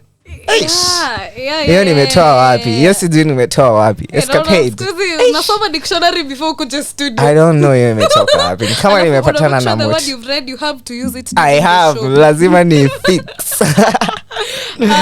But the reason why I thought ilikuwa thoughtful we have this stereotype conversation. Yeah. I've seen people experience it, and I've also had my own portion of experience. Uko na first hand data exhibit A. Nimekuwa stereotype tu kunja bana. Watu wanasema nini? Na si it's the hair. It's just us. Your amazing hair. My amazing hair is not amazing to everyone. For real. Especially to people who are not in our age group. This is only cool for Gen Zs and like millennials, late millennials come to think of it. But otherwise, other groups, wababokanisa. Wanasema rasta girl. Apana. This is not their cup of tea. Okay. And I actually had the encounter. I went to church on Sunday. Mshanga, watu wananiangalia ni kama I'm the biggest sinner in this Catholic church. Catholic? Ata si spiritual Protestant ni Catholic. I thought you people were the chill people. Wali ni crucify hapo in front of Blessed Virgin Mother Mary. Woi. You can just tell. That mtu ana shanga ni mbona msichana ama I don't know, but for once I've felt what it feels to be stereotyped. I think in this part of the continent, if you're an African living in Africa, hautakuwa sidelined for such kinds of things. Watu wako majuu mostly ndo naonanga wana face such like stereotypes due to racism and all other factors. Sasa huku we have other lines tunatumia ku stereotype people. Dreadlocks, especially if a guy has dreadlocks. Hey, let me tell you. Hata mimi nitakupatia episodes. Nitakupatia. Hebu endelea. Mostly mona dreadlocks pia kujudge watu how they dress, tattoos, piercings. Piercings. Piercings. And basically tu vile anakaa. Unajua kila mtu anakuanga na their own judgment plate kwa akili. Kuna mtu atakuwa anatoa shange, ndio amekonda aje sasa. Ama anakaa mdogo. I've also had that. True, unakaa mdogo, utaweza. People kama mimi sasa, unajua kama mimi tukiwa na wewe, you're a short girl. Kila wakati nitakuwa nakuuliza, nikuanikie, nikuchukulie hiyo. Hizo sawa kama ni due to height, okay. But ikifika place you're also underwhelming my intellect and what you think I can do and not do. Now that's not a good stereotype. Okay. Yeah. What? Sasa mimi sisi stereotypes are ready. Mimi na Mr. BIKO big CEO. Tulikuwa tunaenda studio yetu last time ilikuwa West. Tumetoka mahali hapo Ngara, mahali kunaitwa kwa Mdhamas, kwa Madhe. Kwa Madhe ni mahali hapo tu watu wa Ngara wanajua. So tumetoka aste tumetembea. Umesoma dikamusi. Aste mwendo wa kobe. Tumetembea tu pole pole. Tunasikia cat calling tena. I thought sisi my dogs man. Tukaangalia nyuma tukasikia rasta. Biko that time alikuwa na dready. So kumbe ni wase fulani. Hata hakuwa makarawa. Walikuwa tu wase fulani imbo, makarao imbo. So wako like fake cops. Wako like ni wase mko na bangi. Tukaanza kusororwa. Tukatolewa mifuko tukitafuta bangi wakakosa bangi. And then tukaambia nyinyi kama mnataka kutupeleka Central tuendeni sai tu teketeke. Tumalize hii story. Sema hao vijana wa ready sijini vichongomo wakaanza story kaisha wakatochila tuende. Oh my lord. But ilikuwa episode juu walitupin kwa wall. Kabisa? Walikuwa watu kama watano. Walikuwa tu na the phone. The Tango one, the walkie-talkie. Yeah. Hakuwa na uniform, hakuwa na anything. Hakuwa na guns. Hata hakuwa na cuffs. Yeah. Wanaweza kuwa ni mawochi fulani pia. Walikuwa wanataka kukula pesa za vijana. Kila mtu anafanya hustle. Kila mtu ako hustle. So at the end of it, did they steal anything? No. Ilikuwa tu chokozi. Sasa wangewapatana ama walikuwa wanatafuta banki? Sijui wangefanya nini. Wange tu blackmail tu nayo kinda. But sawa walitumia tu kila mtu ni mrasta ako na bangi. But I normally feel like you guys mko in more danger when it comes to such to dready na pia police bullying. Kukua kuulizwa tu maswali na kunyolewa. Kuna marafiki wamenyolewa man. For real? Mtu ameshanyolewa kwanza ile after form 4. Of course you don't want to keep shaving your hair every now and then. You see most people growing them into afros and big hair. Unapatikana tu kwa makosa kidogo sijui tumia flyover ama footbridge. Unanyolewa. Karana na kunyoa man. That's so sad. Traumatizing. Mtu akininyoa mimi nitalia. Don't touch my hair. But I don't know. We still have a long way to go in terms of acceptance, especially of our own culture. Not just history yote ya dreadlocks. This is what the colonialists walituachia this mindset. School of thought. Yes. That dreadlocks are bad and zini a form of rebellion. And zinaonyesha kukua not neat. Yeah. Nani ukiangalia bado ni all the way from the Mau. Yes. Walikuwa fathers. OG fathers of dreadlocks. Yes. Them OG rastas. Yeah. And it's funny how ni the conquerors wenye wataandika history. If the Mau at all ndo wangewin all this, tungekuwa rasta si wote bana. Tungekuwa watu wa Jamaica tu huko. But now that we've grown up and this concept ya dreadlocks kwamba imekuwa passed down from one generation to another. It's just a path you have to take. We also have guys when sijui wezi enda interview kama uko na dreadlocks, no one will hire you. And that's actually so sad. So sad. It is. But na feel all these stereotypes zinatoka from a point of tunatakanga tu kukua na information direct. We don't want any more information to go to in a haste ya ku make decisions because ku appreciate differences za watu ina take cognitive effort. Yani urealize umse havangi kama mimi. But yeye anavaa kidesign anaji express which ni cool too.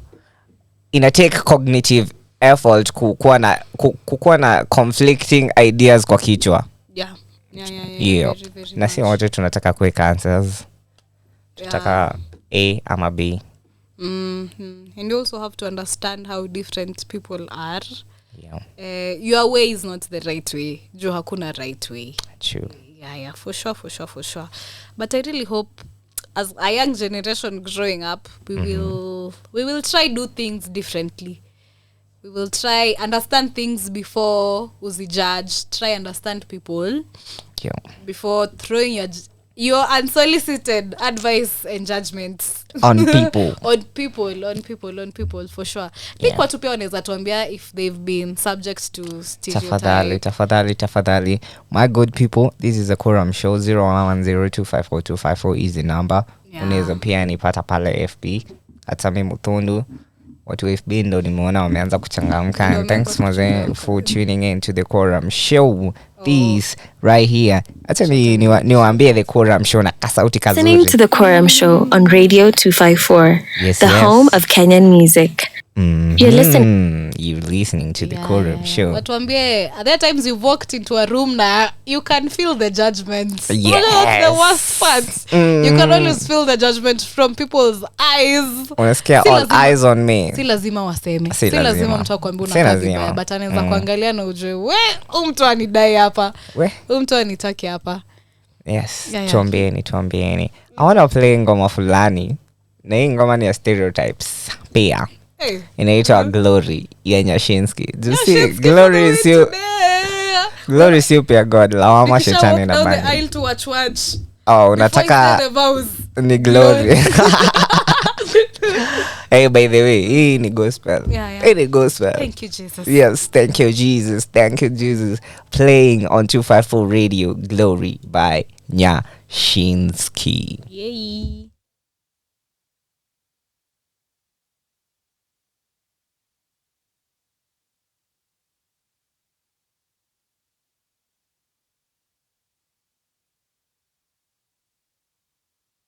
Pasta nenda na ganji.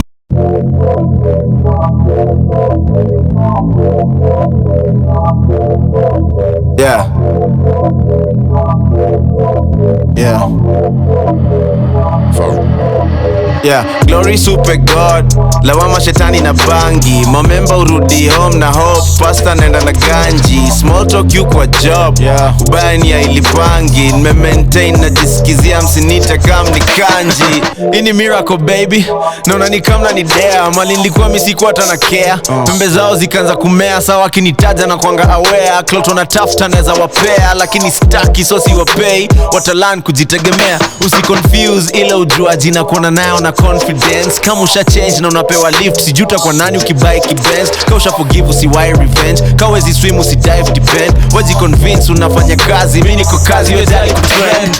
I'm dope like who you imagine you're dope like. Who you discussing at home like. Take over game bila cosign. Most of my day niko offline. Na live life on a rap. FYI sina WhatsApp but kuna wifi na kuna bag. So glory super God. Lawama shetani na bangi. Mamemba urudi home na hope. Pasta nenda na ganji. Small talk you kwa job. Ubaya ni ya ilipangi. Me-maintain na jisikizia msinita kam ni kanji. Sijaidu cocaine, sijaidunga vein. Mokoro hafai kucomplain. Tangu niende solo si life imechange. Style iko juu hata katisho ni plain. Unasaka dono na tiko ni fame. Ubaya tu mwisho ni pain. Mmetii tangu ninge game. Na hapo tu ndo mna remain. Society kwa hapa ina blame. Shida za society kwa Mary Jane. Na kitu society inahitaji main. Ni kuepuka poverty na hizo machain. Mnafunga wa junior nazo kwa brain. Na jusio za chuma mnaona ni game. Mnogopa kukua irrelevant. Iyo mi nishaji train. Glory mupe God. Lawama shetani na bangi. Mamemba urudi home na hope. Pasta nenda na ganji. Small talk you kwa job. Ubaya ni ya ilipangi. Nime-maintain na jisikizia msinita kam ni kanji. I'm sorry I might have missed your call. Miss Putangi trees na bong. Nimekuwa mkali since day one. Siwezi badilisha form. Expert pay me in cash in expert. Nimesema so much inafa kwa sing along. Kau ni kanji miss perform. Team zima ina celebrate like we planned it all along. Bado tuna elevate. Jua tu say we're far from done. Visions niki meditate. Najionanga number one. Na yapa see democracy and my time in office just begun. Glory mupe God.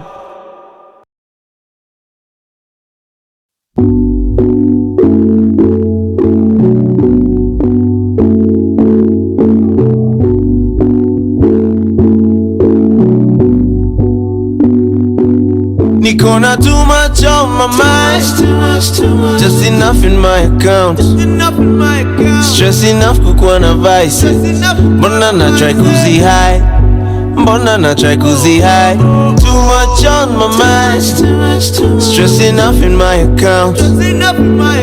Just enough kukuwa na vice. Mbona na try kuzi high. Mbona na try kuzi hide me. Yeah. Too close to the edge. Usini push, niko too close to the edge. Mafaladush wanataka kunitest. Nataka roof ya convertible nitoe. Kichwa inje ndo hizi makuki zipoe. Miliona tu nisinyoe, nyi mnaona tu nisioe. Nenda mbali tafuta ganji kauko na mzuka isipoe. Kolaki kan kolaki sisi wote tu enjoy. Nikishika kakitu tukashe, mujificha tukafe. Mambo ya mziki nenda nywe. Jana jua mali ametweko kwa pi wewe. Kwa kupewa na kungoja wa kupewa akupe. Gonna too much on my mind. Just enough in my account. No stress enough kukuwa na vices. Bona na try kuzi high. Bona na try kuzi high. Too much on my mind. Stress enough in my account. Just enough kukuwa na vices. Bona na try kuzi high. Bona na try kuzi hide mimi. Eka kio kitaka kuteka pretender. Unafuata check sana cheki na kuchenga. Unageuza next sana wife anaboeka. Unapanda stage na unauoga inakuhepa. Unaficha ndom ndani ya socks unatekwa. Unapata form unajibox bila pressure. Unaenda bash unaona moli zina mezwa. Unaona nyash unajua quality na tesa. Yeah. Tessa, yeah. Yeah. Yeah, yeah, yeah. Too close to the edge. Too close to the edge. Shini push, niko too close to the edge. Mafaladush wanataka kunitest. Nataka roof ya convertible nitoe. Kichwa inje ndo hizi makuki zipoe. Miliona tu nisinyoe, nyi mnaona tu nisioe. Nenda mbali tafuta ganji kauko na mzuka isipoe. Kolaki kan kolaki sisi wote tu enjoy. Gonna too much on my mind. Just enough in my account. Stress enough kukuwa na vices. Mbona na try kuzi high. Mbona na try kuzi high. Too much on my mind. Stress enough in my account. Just enough kukuwa na vices. Mbona na try kuzi hide. Mbona na try kuzi hide mimi. Kuzi hide. Mbona tunataka kuzi hide. Too much on our mind mazi. That is too much by Nyashinsky. Playing on 254 Radio, the home of Kenyan my music. whole wedding playlist. Wedding playlist hiyo. Itabidi umehaya Nyashinsky. Unajua Nyashinsky ni 1M. Only. Pesa by the one. Yeah, ni only. Kidogo bali. Just 1 million only. 1 million only. Time. And just before that, tulikuwa tumecheza Glorious Super God. Yeah. Lawama shetani na yes, lawama shetani na hiyo kitu ingine. Yeah, for sure. Yes. And my good name is Mr. Sammy Muthondu. You listening to the biggest, the baddest in the Guani Chakras East Central South Africa. To me dominate, to not go for Seychelles people. Wanaitwa Seychelles walai. It makes sense. It's only right. Hata sijasikia. Yeah. Hata who is from Seychelles? Who stays in Seychelles? Ule dem nini? Unakumbuka ule dem tulikuwa tunashinda tukimention kwa she sells seashells. Oh, come on. Huyo anakaa Seychelles. Huyo ndo anaishi. Oh, she sells seashells at the seashore. Oh, kwa Seychelles. She sells seashells. Shells of sea at the seashore. Inafaa ikuwe at the seashore in Seychelles. Okay. By then she's probably the only one living in Seychelles. Yes. Big up to her. Bigger to her. I'm hosting this show and they're fantabulous, they're amazing and they're gorgeous. Mary Owino. You can can also find me on Instagram at this has to be Owino. This has to be Owino. This has to be Owino. Mtanipata hapo. Na mwache kumdiscriminate na rasta. Hata hawashangi woody. Hata hatumiangi kiberiti. Anatumianga automatic ignition. Mimi hata stories za kiberiti na hizo vitu zingine hapana. Hajui. Wana gwara mawe. No mnamuita mrasta. Why? You church people kwanza. Church people waliniona wakisema zi. But let me tell you, facts. Church ni ile place unaweza kuwa judged harshly na appearance yako the most. More than anywhere else. Yeah. I totally agree. Na ni juu nika ukiwa church kuna kwa na marking scheme fulani kwa akili yako. Yako behave. It's very easy for someone who goes to church. It's not all of them, but as a Christian as a whole, you are able to tell good from bad, right? Una judge according to the Christian principles. Yes, Christian values. Christian principles and values. So ndo maana tunajifanyanga sana tunaweza judge. You know, difference yetu na an atheist or a pagan who is not guided by any specific set book of rules codes, and holy book or anything. Anything goes for them. Lakini sasa sisi kwanza tuko na those 10 commandments. We know what is right and wrong. Of course pia tumejiongezea zetu. Hizo kwanza za kujiongezea ndo zenyewe detrimental. Yeah. So roka kina Mackenzie walijiongezea kwenda church ni kwenda hosi and using makeup and all that. Hizo ni mambo za ahera. So that's why we usually feel the entitlement to judge other people. Some mtu akiniona anadijudge juu anadhani nywele yake ama dressing yake iko better and more acceptable than what I am doing. Why do we humans mbona tunapenda like kuconsider opinion ya watu wengine? Yeah, that's a whole other thing. Seek validation in every step that you're making. Yeah. And ni very detrimental. If you keep asking people, you know, if you want to make the wrong decision, ask everyone. True. Utashinda hapo, niende radio, enda kesho, niende radio, hapana kuja next week leo kuna maandamano. Niende radio, hapana you are not yet ready for this and all. True. So there are times when it's only fair that you make your decision or by yourself ama after consulting friends, family, that's okay. But ukianza kuuliza watu wengi, the moment you start accommodating too many opinions, utaanza kuwa reluctant kufanya what you want, and that validation will never come. Hakuna siku kila mtu ata-agree na wewe on everything. I wish people knew that. Yeah. Because most people wana feeling wanakwanga pressured to conform. Hata the way wana live, wana dress, the way wanajikari around, si ati hata wewe wakikujudge, wakikustereotype, nathaningi na coming from a place they would want to be as free as you. Wanashindwa how you can be that the way you are. Yeah, for sure. Na kila mtu anakuanga judged for something. Everybody. Kila mtu. Hata wameshika Ezekiel.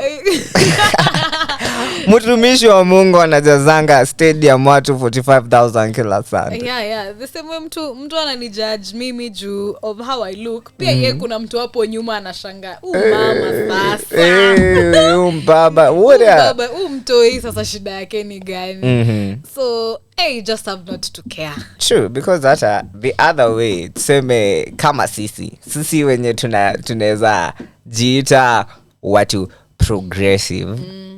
Pia tukona our stereotypes zenye tunakujanga tunaekelea wase wenye see that progressive. So tuseme like this generation yenye tuko Gen Z na Generation X, tutasema kama Gen Z watakuwa na stereotypes. These people wako they don't want to change, they don't like having fun. Yeah, so naona tu the stereotypical thing, see a thing with one group of people ama one generation of people, ni something inatokana from our own like, kutaka tu kuweka vitu kwa groups na kwa boxes, kutaka kukuwa na vitu classified na kutaka tu kukuwa na easy answers. So everyone is judging someone. Yes, everyone is. And the world is safer that way. Quotes. Safer that way kwa kichwa yako. Okay, unajua ukitembea uone ule msichana kaa msimbaya, nichukue route ingine. You know, that's hiyo tu ni, I think ni survival tu mechanism yetu. Yeah. Hata umenikumbusha kuna time nishaisalimiwa na jamaa fulani. Jamaa fulani sio? Jamaa fulani alikuwa ananishtua. Ushaona mtu anakaa anashtua? Misuli raba minane na sijui nini hizo vitu zote. Unakubali kusalimika out of safety reasons. Ukikataa unakataa kujapa. Okay. Leo nasema tu guys poa alafu unaenda haraka. And that's also stereotyping. The fact that I judged the person before ama ile kuna mtu fishy sheki anakuja the opposite way, unavuka barabara. I've also done that. Na nishaifuatwa. Guilty of that. Nishaifuatwa na msanii nilikuwa nakula chipo, nilikuwa natokea Jamu. Then I see this guy approaching me and I'm like, ain't no way we are atupitani na umse in this thin walkway, as in ni place nikadi karibu usimame umse mwingine apite. Nikavuka barabara kavuka nami. Like what the? Alikuja kaniomba chipo na nikampea hivyo tu. Sasa ningefanya hii ilikuwa out of safety. See, I was feeling hungry. Na alieka mkono hivi zote mbili. Kuna time nilieka akasema hapana, kuna umebakisha. Alikuwa na audacity ya kuniambia umebakisha niongezee. Akasema hata mimi nasikia njaa. Akigosh. Unajua like niko peke yangu kwa barabara. Yes. You'll have to do it. You'll have to bend. Nilimpia tu chipo alafu nikabaki na zangu 3 nikaenda nikilia kwa gari. Guilty. See what we are guilty of stereotyping people. Yeah. We are all stereotype you. Very, very much. We've also stereotyped other people. Yes. And it always happens when you think you are making better decisions or you're in a better position than the other person. Sure. And is there a way to evade this whole thing? Stereotype? Yes. Just I think kunaweza kuwa judgment free. Na mtu na you don't think anything. Uwezi kuwa judgment free, but unaweza try ku minimize ama kupatia watu, kukata watu some slack. You know, ukipatana na msee uko like I'm willing to conclude msee ni mbaya. Acha ni hold your judgment. The thing hata siku kutokuwa na judgment, ku hold your judgment, so that you unaweza maybe acquire a little more data, a little more information about umse ni nani, umse anafanyanga nini, umse ako na character gani, before you amue kuweka umse kwa box. Umse ni mbaya, umse ni mzuri, umse ni something. That actually makes a lot of sense on how we can deal with this whole thing. Judgment yako is the first thing that is presenting itself. That is guiding you. There's a high chance and likelihood that you've made the wrong decision. Unaweza anza kuongea na mtu nadhani ni kienyeji, ulikusha mweka kwa kaliba ya huko chini. Yes. Then the moment ameanza kuongea uko haya. Uko what? Akona better English than me. What? Where will I hide my face right now? I think the other thing ni adapting and using judgment to your advantage. If you know that people are going to judge you, they are going to think this and this of you when you do a certain thing, if you want things to go to you in your advantage, you'll have to do what they want, what they'd accept. Case in point, to any day, anytime mtu akienda interview, anataka the first impression ikae true. Ikae kama a lot of times maybe if I was to choose not to ever wear official, I'd actually do that. But that time when you need something from someone, you have to do that. You know that they'll judge you the moment you dress the way you feel like, and the moment you are being true to yourself. Imagine itabidi umedress. Unajua mpaka wakadinalo walisema songa kizungu tukitaka ganji itoke. You have to bana. Yeah, it's not your comfort zone and it's not true to you. Hey, but there are times. A man's gotta do what a man's gotta do. Hey, itabidi you do like the Romans. Yes, unajua mina nafikiria this whole thing ya stereotyping ni sisi tunaambianga tunakwanga tume conclude that kila kitu it is what it is. Ni Kenya unaona what you seeing it's what it is. Yeah. So but tuna ni out of lack depth fulani. Yeah. And don't act kama hauna the understanding. True. You'll regret it. Kabisa. You'll regret kuongelesha mtu vibaya alafu upate yendo unaenda kumhitaji on the next door yendo anakufanyia interview. Yendo anakufanyia interview. And actually that's one of the like living principles I normally have. Ni not burning bridges. Don't either ikwe bridge ushavuka ama unaenda kuvuka in the next at a time things have not gone right with a friend ama with mtu, the relationship has gone sour. If it is in your power to make things right, just do it. Hey, the world inakuanga na package of surprises for everyone. After seasons zimeenda zimerudi mtapatana somewhere and you don't know, probably atakuwa na kuhitaji ama wewe utakuwa na mhitaji. You have to be ready kama ni wewe utakuwa na mhitaji. You gotta be ready. You're listening to 254 Radio. Kabisa leo tumekuja na wisdom. Na tunaongelea stereotypes.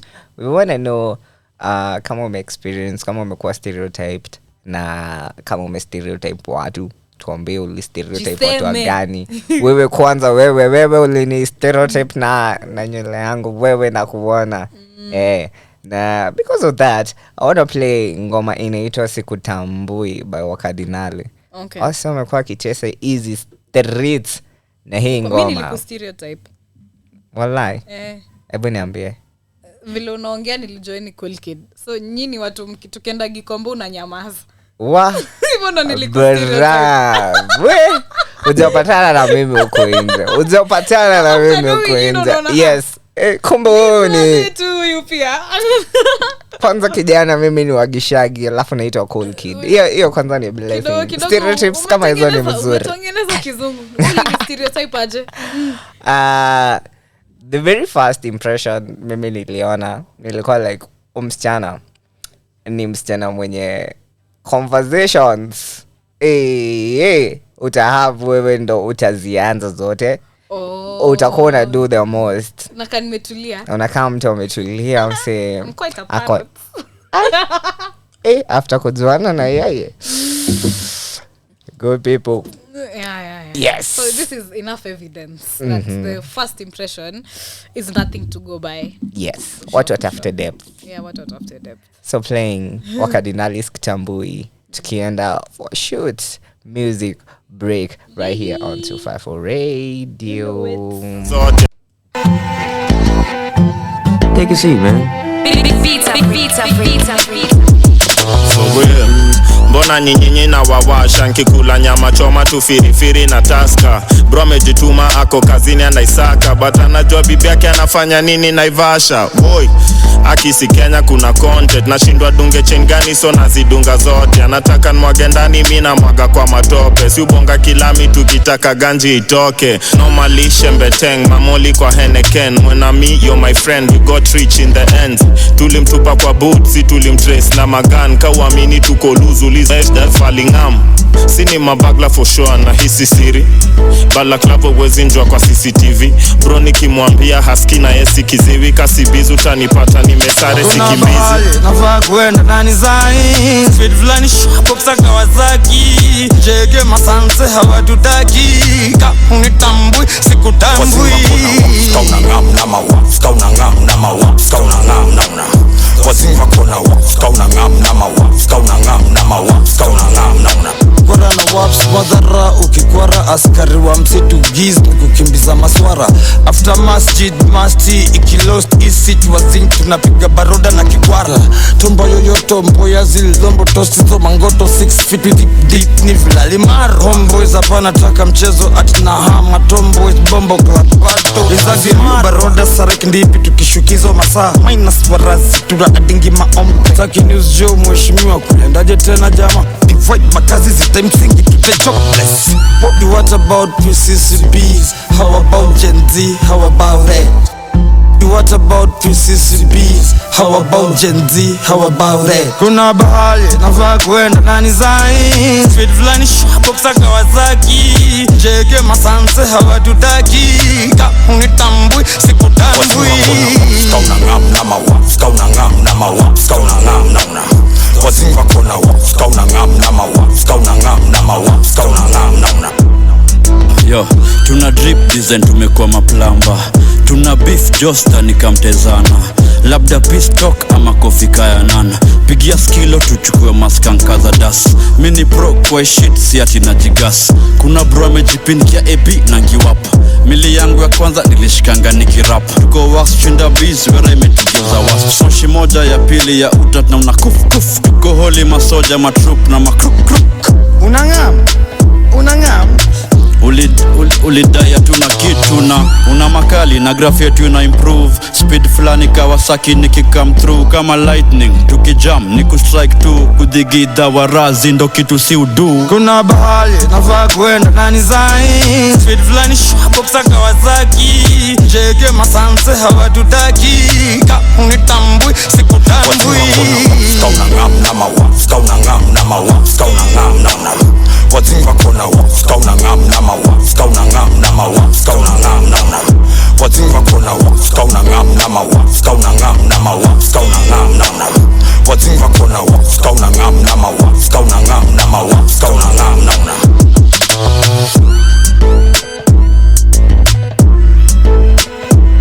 For real.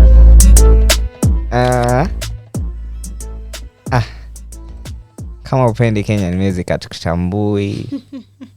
This is 254 Radio, playing 100% Kenyan music. You're with me, Owino. And my good name is Aborn, Mrs. Sammy MUTHONDU. Just remember that you tuned in to listening to the QUORUM show on Radio 254. Yes, right. The home of Kenyan music. Kabisa, the home of Kenyan music, right here on www.254.radio.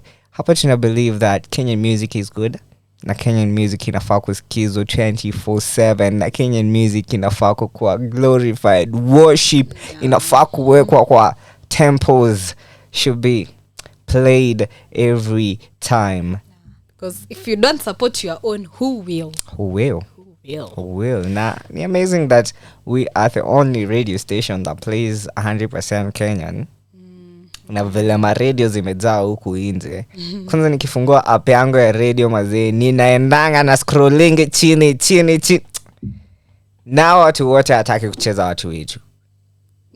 Anataka tu kucheza ngoma mbili. Showbiz.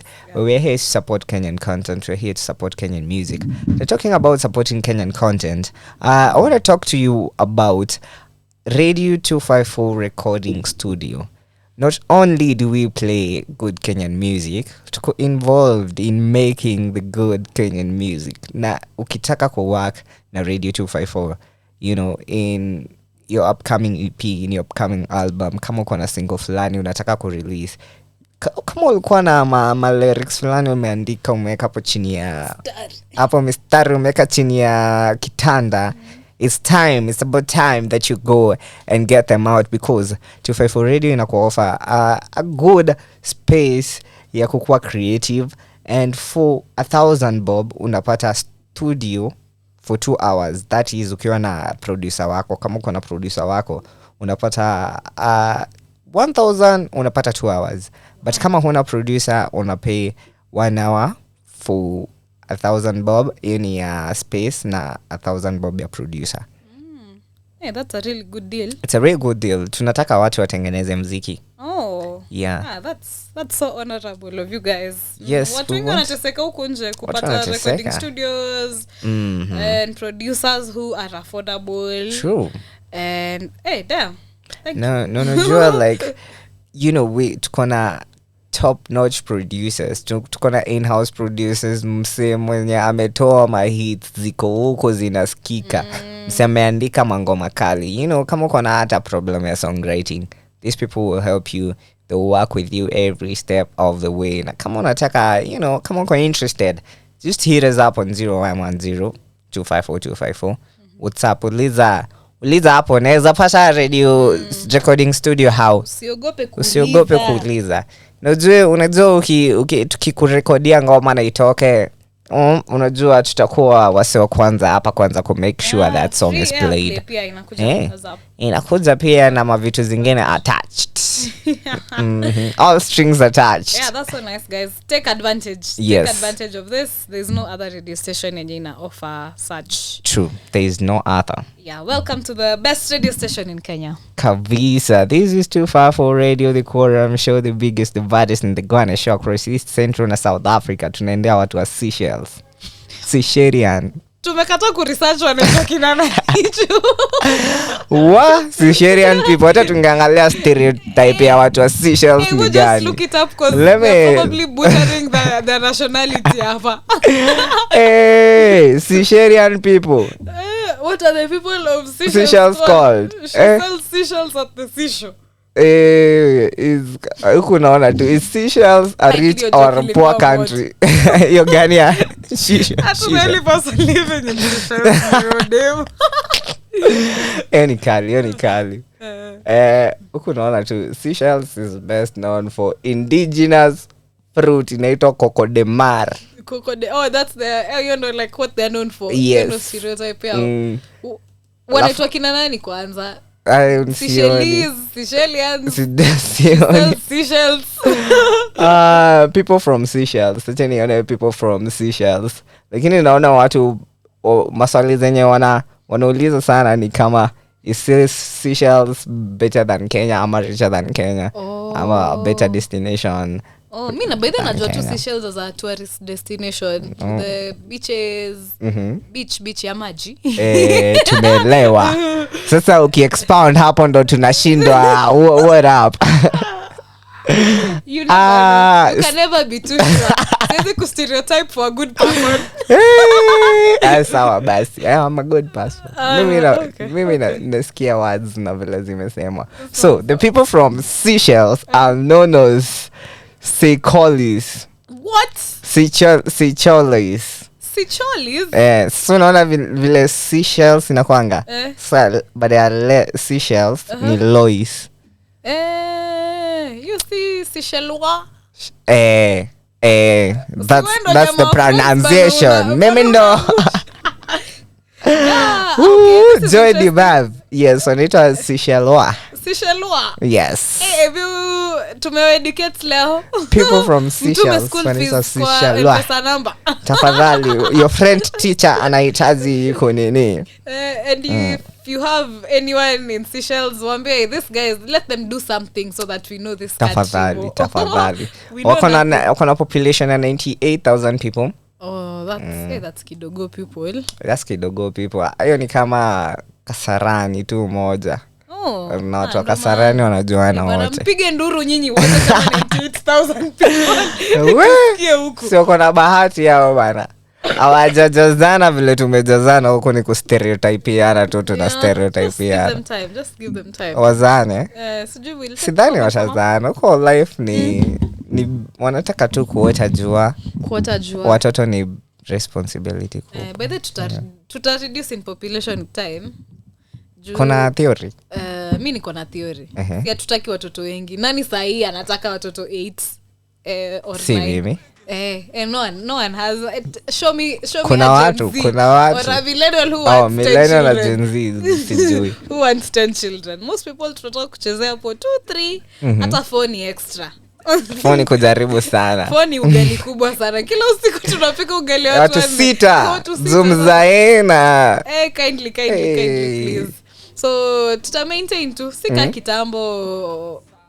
If you see the families our parents have come from, we're talking like 36 other siblings. Wow. Shanga, when were you able to keep count of your brothers and sisters? Hata mimi nilikuwa nashindwa kama ulikuwa unakumbuka aje watoto wako wote juu mimi hata kwa waka unaweza saona ni 15 na alafu mko watoto 22. Unashanga nani boma moja kila kitu. And you know sai pia polygamy may reduce, so unless you make a comeback, people are still cheating and all. But according to the conventional standards that we have, most people are taking one wife and having 2-3 children. Pia economy hai allow ulishe midomo sana kila siku. Ukizaa 7 itabidi umeenda maandamano. Wewe unafaa uende. Wewe andamana sasa, wewe fight for this economy. Nikikuja nimesikia madhe fulani. Madhe alikuwa amepiga kakura pale hivyo. So anaona watu wameanza kuweka manini kwa streets, mataya, mamawe wameanza kuwasha moto. Anapita hapo katikati akiuliza, akiwaambia ati unga ikikuwa expensive simu kule mchele muliza sana. Wewe aliza sana. Ni vile alikuwa madhe. Ingekuwa kijana hapo angepitwa na yeye. Hao watu walikuwa wamekasirika mbaya. Damn wenyewe ukiwa na watoto wengi we be ready for trouble. Be ready for trouble. Wewe hujatoka sisi kwetu ni wengi. Mko wengi? Tulikuwa 4. So si wote tulikuwa 6. Na today kuna kosa time kuna kuzoa round ama mboch. So tuseme tulikuwa tunachezea watu 6 7 8 at any given point. Me I'm from a family with 3 kids. Mimi ni firstborn kwanza. Wallahi. Na tuko 3 na najua hivyo ndo tumefunga hiyo story. We do not see any other child coming. Hata mimi sizitaka. Competing for I have a brother, I have a sister. Limited resources. I have a brother, I have a sister. When I had a bro, I used to wish I had a sister. Now akakuja. Situfunge hii story sasa. Utaki brother yako wapate brother. Hapana yeye. Brother yako ana brother. Akaina mabros uko nje. Atafute mabros nje. Okay. Well, tulikuwa tunaongelea stereotype na kuna mtu ameamua kutu educate hapa. Wewe. Ameamua kutu define to stereotype. Anasema that stereotype ni all about to do with social psychology. Na ni a generalized belief about a particular category of people. Generalized belief about a particular category of people. Yeah. Na tini expectation that one person from a group at a act in representation of the whole group. Okay. Yeah. Okay. Nice. Bwana Gakogu ameamua kutu educate. Thank you. Sasa like ile unaona mtu mmoja from a particular group alafu unamuuliza si mnakuanga hivi? Mbona wewe uko hivyo? Mbona warasta wanawashanga vitu zingine wash? Mbona uchezi reggae? Mbona upendi reggae? Unaulizanga hiyo swali. Kiza reggae. Oh my lord. Upendi reggae? It's not my cup of tea. Haya, tutakuchezea Kenyan reggae. Ile uko first cause ile huna option. Nata ukiweka earphones the music is too loud. It's too loud, so that's the only time I interact with reggae music. Yeah. Otherwise mimi ni rap head. Yes. Rap. Only I can't rap. Ninaona watu wameanza kutupatia their own input on our topic. So ninaona mini wango. Mini, ni mini ama ni mini vile tu iko. Butcher people's names. Kai, okay, forgive me my people. I'm a village boy. Unaona watu wameanza kusema hapa mimi ni cool kid. Mimi ni mtoto wa Gishagi. Rana la. It's not easy. So mini wango anasema yeye ana stereotype yangu ana body type yake. So anasema body size yake inafanyanga kila mtu afikirie yeye ni freaky. Okay. Okay. I should probably intervene as a woman in this. Yes, as the woman in this room. Yeah, this happens all the time. All the time. Especially if you have that body, snatched waist, big behind, big in front. Oh yes. Alafu unajua kuna body type ukikuwa nayo huwezi feature how curvy you are. Yes, hata ujaribu kuvaa. You know you're oozing womanhood at any point in time. And yeah, I totally get. Hata mimi nimekuwa na friends wenye guys think wako, you know, if you're catching the eye the moment a guy is seeing you, something will follow up. Utajaribu kukatiwa ama watadhani only demo klabu nienda ama there's a very big difference if I wear a short skirt. Sasa mimi niko you're out there. If I wear a short skirt and this other chick mwenye ako curvy and well accentuated, I wear a short skirt also, things will be different. Na tuende in the same place, watu watadhani ako more like easy to accommodate guys, and also kuna that stereotype. Ndio maana unaona saa zingine dem anajaribu kuvaa mavitu mingi afiche na ifichiki. There are times you don't want your body if you feel what sema unaenda kwa some corporate meeting and you want your brains to speak at that point. Utaki watu uangalia what you got. People are saying they can't take their eyes off your but karibu mtu interview akwambia hebu rudi unifungie mlango tafadhali. Exactly. So any beauty that comes with a curse. The fact that there are times that people can't look beyond that how you look. Physical. Na si kila saa unataka watu appreciate usupu ama how good your body is. True. Na time unataka watu wasikize.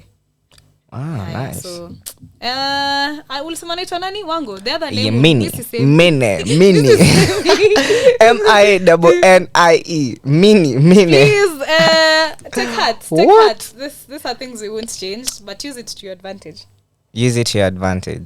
Wakianza hit up unawapatia chance, unawapatia okay, just be smart about it, but wanasemanga make insecurities something. Aki nimesahau. Be bold about your insecurities so much that hakuna mtu anaweza itumia against you. Inabidi niongee Kiswahili translator umeleta your Kiswahili translate. Ninaona Victor Jomo anasema yeye stereotype yake tu ni ya the boy child. Una expect yangu kukua tough, una expect yangu kukua handy, una expect yangu kukua all physical, una expect yangu kukua na finances na kila kitu in check, you know. For sure. Usilie, ukue strong, ukue na pesa za date, fungue mlango. Okay, yeah. By the way, you guys also undergo a lot. Patriarchy, by the way, it work for you guys in as much as we like. It's a slap in our face, but yeah, for sure. Especially kama you're not toughening up to the standards we keep raising every day. Yeah. You're in trouble. Victor Jomo maze. I feel you. Me feel. Mtafute pesa. Unasikia vile watu ambia. That's what they say. Mtafute pesa. Yeah, the next person anaitwa Karen Joroga anasema I got tuned in all the way from Machakos town. Thank you Kylie Ndash ako all the way in Murang'a. Ado kuna mtu anaitwa Edwin Kamau. Anasema yeye kama nas watu wanafikirianga yeye ni heartless. Yeye ni heartless. Okay. Kwa ni manas. Manasa hapana. Hiyo si stereotype, hiyo si facts. Mimi naogopa ganasi. Hai, hata mimi brother yangu ni nas. Hai, wewe kwanga. Could be facts. Kindly, I'm someone to Edwin Kamau. Sikupenda kwetu, but you guys scare us. Mimi naogopanga, especially from school nurses wenye land too. Those guys were ruthless. Okay, MTC. From watu wa KMTC, but nurses hawananga time ya watu. Hawananga time ya watu. Unajifanya bado juu na umwana wapi? They can talk to you very rudely. And mimi nime experience. Kwanza walab, achana na walab. Yeah. So, is a stereotype. You guys kindly have a change of heart. Ama, kusoma human anatomy muongezewe humanity hapo. Munatutatizanga. Mtu anashikwa na stress. Hata secretaries wa government offices. Those are other people. Like, you guys. Nini, what happened to your heart? Nini, mbona unaniongelesha vibaya hivyo? Na nimekuja tu passport. Hata nimekusalimia tu. Nimesema good morning. Unataka nini kijana? Songa huko nyuma. Songa huko nyuma. Na kwa earphones. Oh my lord. Nafa smile kwa TikTok mbaya. Yeah. I want to shout out a few people when you're to join na contribute. Kuna Fridan Tinyari, ninacheki Sami, ninacheki Benny, ninacheki Gaddafi Arafat, all the way from diaspora, watu wa Canada. Thank you for tuning in. Sangapi Canada? Niambeni sangapi Canada? I wanna know. Niliacha the last time ulikuwa tuned in, ulikuwa unatuambia huko kuna gonga negative 20 degrees. Oh damn, Canada. But Canada ni wale watu wa weed. Ni hao watu wenye Wajakoya anasemanga we will use them as the blueprint. Watu wana make billions and trillions of dollars through hemp cultivation. Nice, Gaddafi, nice. You're lucky. One lucky dude. Yeah, enjoy that freedom for us. Naona Louis Daville, naona Ian Maina, ninacheki Jose Pals, ninacheki Bragging Maina, ninacheki Wahome Mwiri. Thank you Mzee for all your contributions. Sitasoma zote, nitasoma moja tu ya mwisho ya Kelvin. Kelvin anasema yeye ana stereotype yangwa na weupe wake. Lakini kama wewe mwanaume wewe ni mweupe, wewe ni baby boy. No shame. Like it's too. Wewe ni baby boy baba. Ulitoka aje ukiwa mweupe? Kwani ni nini mnaona weupe? Huku ngojea tanning. The tanning effect. But ni nyinyi mmejeke hizi rules, to be honest. Yeah. And I think pia ni juu hata as women, we also see light complexion as beauty also. Like anyone, watu kuna time mtu alikuwa dhani na pia ni colorism and the whole racist theology to it. Yes. Nasema theology, aki god. Uongo mbaya. Uongo. Theory to it. But as a light skinned guy, it's still okay, to be honest. Sidhani kaneza. Lakini nyinyi wa soft. Watu weupe ni wa soft. Watu weupe ni wa soft. Maboy wa weupe, that is. Prove it. Mimi watu wote nimepatana na wote. If kama wewe ni mweupe na wewe si soft, ni text, prove me wrong. Nilikuwa so shocked that watu wa military hawachukui watu weupe. I don't know if that still happens. I think kind of fact. That's a fact. Not stereotype bana. Atujako stereotype. I don't know if that still happens, but there's a time we choose. Kevin Amugasia, atujako stereotype. You know, nyinyi watu weupe baboy. Yes. You're soft people. We still baby love boys. You. Me and other people. But tunakupenda. Tunahitaji my baby boys sometimes. Yeah, for sure. So the conversation has been about stereotypes. Now only 3:53. It's about time we sign off. Time and haraka, man. Yes, but I wanna remind people that kesho from 2 to 4 p.m. tutakuwa na mental health Wednesday. Yay! Time to check up on yourself. Yes, the two of us tutakuwa tu hapa. Kabisa. Yes, na tuko na an amazing guest. Shalini Balalukas. Ushasikia jina mzito hapo. Jina ni tongue twister. Ushapiga stereotype yako pia. Jina ni tongue twister, Shalini Balalukas. Balaluka. Yes, an Indian name. Nice. Looking forward to that. Yeah, I'm looking forward to that. Very, very much. Tumeandaa an awesome interview for you people. Yep. Please tune in kesho. Yeah, na nitakuwa hapa. So will you be here? I will be here. Both of us nitakuwa na the honor of listening to us. Kabisa. And now, mental health pia, it's the cradle of humankind. We have to check up on ourselves every single time. Keep learning and unlearning things. So this will be a good time for you to know. For you to know how you're doing mentally. True. Yeah. Anything you want to say? I'm happy to be here. Yes. I'm happy to be here. Anytime I have nothing to say, I'm happy to be here. That's my go-to statement. I'm happy to have you. And that's normally because it's true. And thank you guys for listening in. Sijui nitume tu kwa Instagram yangu because it's culture. Check out my Instagram at this has to be Owino. This has to be Owino.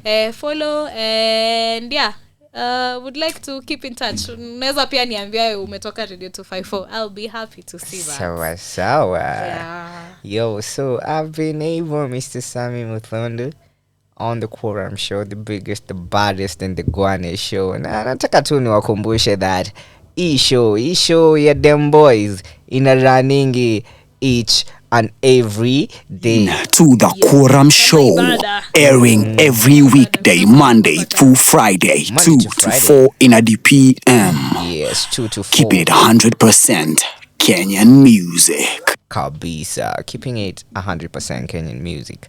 Now, as I always say tukimaliza show, do love, be love, spread love, buy love, get love, dive in it, take it out on a date. Ukiona mahali, hug, smooch, do anything you want to do with love, just do love. Oh, nice. Make sure you're doing love. Ende inakwanga closing. Hey, we preach about love. I should probably also look for parting shots. Yes. Okay, probably ni kitu tu iko in my mind right now. But something I've been telling myself every single day is keep proving to yourself that you're improving. Nice. Hata iko na rhyme. When you rapper nini? Okay, I'm trying. God of Kendrick Lamar, locate me and strike me with wisdom. All right, until tomorrow, we will be the QUORUM show on 254 Radio. Tafadhali, hawa watu wanataka kubook studio, nimeona mmeanza kutext sahi. Thank you. Reach out to us 0110254254. Until tomorrow, watu adios. I'm playing you Dark Skin by Brandy Maina. Mwache kujudge watu. Kuna watu kwanza walijaribu Brandy Maina sometime back in November. Ajai sahau. Okay. Yes. Nice. Hit us with that one. Kabisa. Bye. Dark Skin. Bye. Coming up, news at 4.